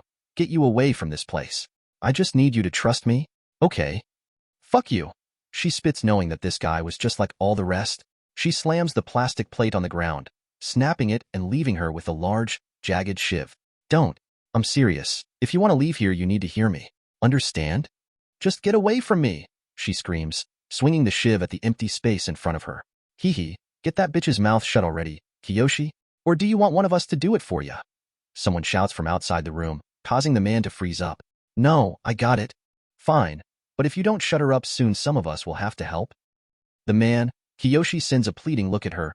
Please, both of us are in danger right now, he hurriedly whispers. She glances at the shiv and looks between it and her captor, doubting her previous thoughts. This was too elaborate to be a complete lie. At least, she hoped it was. What then? Listen, my name's Fujino Kiyoshi. I'm a tiger claw, like the rest of these guys. But I want out. I don't want to do this anymore. Not Dash? He shakes his head with a scowl. I want to take you with me when I leave. I don't know how I'm going to do that yet, but I'll try. Where are we? She quietly asks. She didn't even know if they were still in Night City. A Japantown, I dash. He starts but pauses when someone approaches the door of the cell. He slaps the shiv out of her hand and pushes her to the mattress as she struggles against him. Hey, Kiyoshi, on second thought, I'm feeling it today. A pudgy Japanese thug steps into the room, quirking a brow at his friend. You not even got her clothes off yet? You slow or something? Or she putting up a struggle? Kiyoshi glances at his friend while blocking his victim's mouth with a hand. I was planning on taking it slow. My kink. He admits while swallowing the feelings of disgust such a statement brought up. Just use the chip and have her act all scared. Speeds shit up. He reaches his belt. You mind if I join in? I do, he quickly replies. I can do threesomes, but with women only, he states. Fine. I'll come in afterwards. Just remember to clean up. I see you spunk and I'm punching you. Kiyoshi nods and waves him off, leaving the duo alone once again. I'm so sorry. I can only do so much. If I stop him, it would look suspicious. Screw you. Why, you're just like the rest of them. She scowls, tears pooling in her eyes. I know. I'm sorry. I promise, I'll make it up to you. He rubs his face, his eyes slightly bloodshot from the stress of the situation. See, could you tell me your name? No. I'm no one. I don't exist, she states. The guy wasn't trustworthy at all, and she'd rather die than put her family in danger. Knowing the scum holding her, they'd probably enslave her brother and father by threatening her, all while keeping her locked here in this hellhole. I'll hear it. Once I save you, I promise, I will take you from this place. No one deserves what they're doing here, he says harshly, with clear emotion. Kiyoshi then stands and begins pacing. I'll stay for however long I can. Save you from that. Thanks. She mutters, unsure if she truly meant it. Chapter 99. Haggle. So, this the place? Ori looks at Judy and questions. Yeah, why? Well, he trails off, staring at the place. He, Judy, and Bats were currently standing before a large maintenance tunnel that was nearby a bridge overlooking the river. The tunnel was so close to the water level that he feared it might actually flood. Considering there was apparently a whole fencing operation going on, he figured it would have been better situated. I'm thinking the same. Why would anyone use this place? I'd be afraid of drowning from a random large wave. Bats admits. Judy just snorts. It's because it's so stupid that it works. This is one of the only places in Watson where you could open something like this without it instantly getting raided. So unless you two want to drive down to Pacifica? Nah, I'm good. Ori mutters, remembering the time he'd spent in Pacifica, outside of Delamine, dropping them off to a replacement vehicle after the plaza attack. He had done a few jobs there, and surprisingly, it was as the media presented it. A lawless shithole that not even the NCPD dared to enter lightly. That wasn't even mentioning the combat zones, which had been blocked off almost entirely and guarded. The skyscrapers, arena, and areas around them were in complete chaos. Even journalists refused to enter, so everything he'd heard had basically been secondhand or thirdhand. Still, considering most cyberpsychos in Pacifica get forced into the combat zones, along with any gangs that got too ambitious, he suspected it might actually be more dangerous than the Corpo Plaza itself. Anything we should watch out for? Bats asks. Judy shrugs. Don't be stupid, I guess. Let me do the talking and oh, yeah, if someone steps to you, man up. No one respects soft steel here. The trio make their way inside, the flickering fluorescent bulbs above them illuminating their path. 5 minutes later, they reach the end of this tunnel, a large makeshift metal door blocking the rest of the way, along with a few guards for good measure. Got biz? One of them growled at them. Yeah, looking to buy some wheels. Judy states, folding her arms as if waiting for them to do something. They shrug, punching a button that slides the door apart, revealing a huge room with signs that it used to be part of the sewer. It had been so heavily modified, however, that the only evidence of its former functions was the slight smell and the large circular grates you could spot on the walls. Around the place were various stalls and huts that reminded Ori and Bats somewhat of Ksenia. People milled around, but almost everyone kept their heads down. No one lived here. It only served as a black market, a place you could acquire stolen or illegal goods. This place got a renovation, Judy remarks as they walk to the left side of the room where a bunch of cars seemed to be gathered and worked on, sparks flying from the welding equipment people used. Wait, you mean it smelled worse than this? Bats asks in surprise. She laughs. Heh, you think this was bad? You should have seen it when it was still a sewer. I'm honestly impressed it's come so far. Or lasted this long. Ori adds, spotting a half-rotten human body laying at the side of the large concrete hall. See anything you like? Judy asks, gesturing around at the vehicles. I'm not really a car guy. I'd probably get scammed by some fake bodywork. He pauses his steps and glances at a nearby car. This looks pretty cool though. Huh? Judy wonders as they stop and stare at it. What? She gestures at it. See all the scratches? They scrubbed the paint off. This is a NCPD enforcer. Wonder how they got it? Cops might be lazy, but all their shit comes stuffed with trackers and markers. A fellow motor enthusiast? A short man states as he walks over, visor flashing with holographic light. Call me Locker. Any of you find people interested in buying this piece? He places himself beside the not NCPD enforcer. Depends on how much it is. Ori says, straightening his back slightly. For this? I could let it go at 40,000. Rip off. Ori instantly retorts, I could buy a brand new car for that. Locker shrugs, yes, but would your brand new car come complete with armoring, bullet-resistant glass, tri-turbocharged 6-cylinders engine, and access to private NCPD communications? He smiles at Ori's speechlessness. I thought so. To be perfectly honest, I'm giving this away for far too little, given how difficult it was to acquire. How'd you manage it? Judy asks.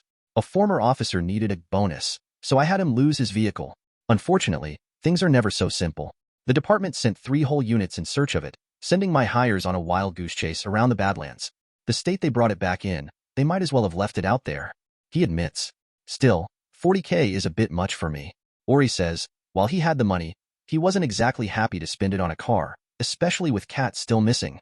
He also promised to help Six with Charlie. God, he had so much shit to do. Locker nods. A little less than? Come, I've got something you might like. You're an Edgerunner, correct? How can you tell? Locker taps the side of his nose. I've got a talent for these things. Plus, you perked up when I mentioned armor on the car. You don't look like a suit executive, so someone who willingly steps into danger is next on the list. Well, you got any cars for Mercs under 30K? How about this one? Wow. Chapter 100, Me Erdus. Ori and the others stare at the presented vehicle. Far larger than the NCPD Enforcer, it was double the height, wider and longer. With large, armored wheels, shaded reinforced windows, and a Vanta black paint job that almost made it look like a giant shadow. The Ogre 420 Magistrate, and a longer version of the Emperor 620 Ragnar, modified obviously. The previous owner must have replaced its parts so many times that it probably isn't the original any longer.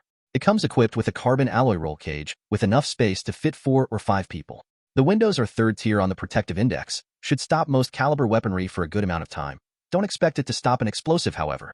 500 horsepower, 8-cylinder engine, with a top speed of around 140. This should suit all of your mercantile needs.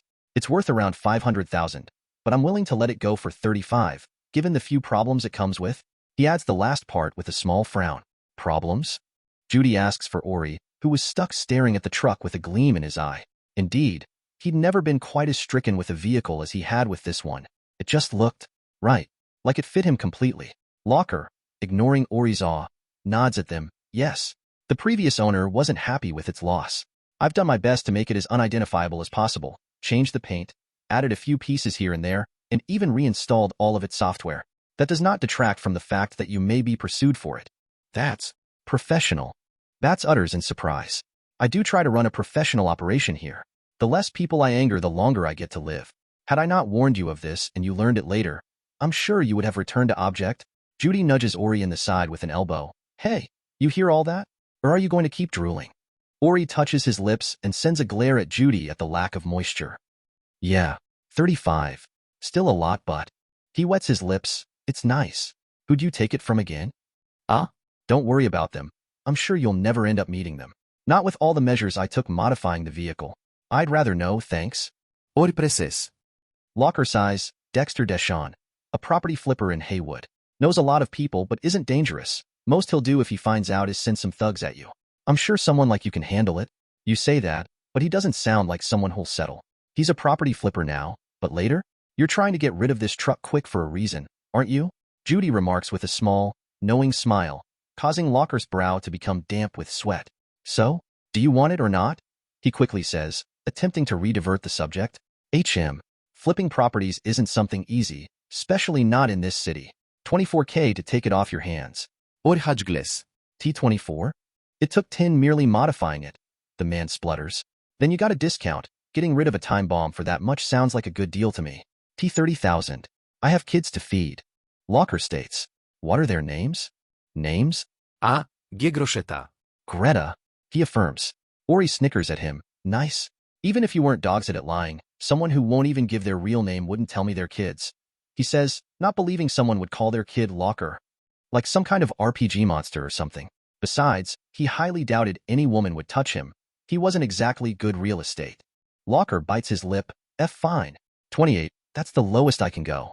I'd rather drive it into than get less. Deal. Ori grins brightly, drawing a chuckle from Judy and Bats. Honestly, he'd have paid the full 35. But since the guy clearly wanted to rid himself of it, he might as well take what he can get. Hee, this is fucking Nova. Ori laughs as he revs the truck, the vehicle rumbling dangerously as people around the exit of the tunnel make way for them. Could you drop me off before you start? Bats asks. Don't listen to him. Hit it, Ori. Judy exclaims, prompting the Merc to put his foot down. Tires screech as they accelerate, zooming out onto the road and skidding around a corner next to the river, Bats screaming the entire time. He races up through Kabuki, cars honking their horns at them as they speed past, until he eventually pulls into an empty parking lot. Bats opens the door and falls out, almost kissing the ground. Okay, I think I'll walk home from here. What's wrong, Bats? I thought you were manlier than this. Judy smirks down at him. I guess you're just more of a man than I am, Mr. Jude. Ouch. He yelps as Judy kicks him in the shoulder from the car, causing Bats to quickly shuffle out of the parking lot. He's got you there, Judy. Ori adds, attention more on the interior of his new truck. Dexter Deschamps knew his shit. Amazing synth leather upholstery, wide foot space, top-of-the-line radio system, and even 4 cup holders. Whatever. A mierda. I was going to look for my own ride, wasn't I? She sighs and turns back to Ori. I'll do it another time. How about you let me have a go at the wheel? Yeah. Ori awkwardly answers, pretty unwilling to let her drive his new truck. I promise I'll be gentle, she assures, causing his ears to redden. What? She asks, confused at his reaction. And nothing. Just don't use that sentence around me. Here, just don't crash it for the love of God. He says, scooching over and letting her sit in the driver's seat. All right, she hums, getting comfortable. I know an abandoned race track down in Santo Domingo. Let's check it out.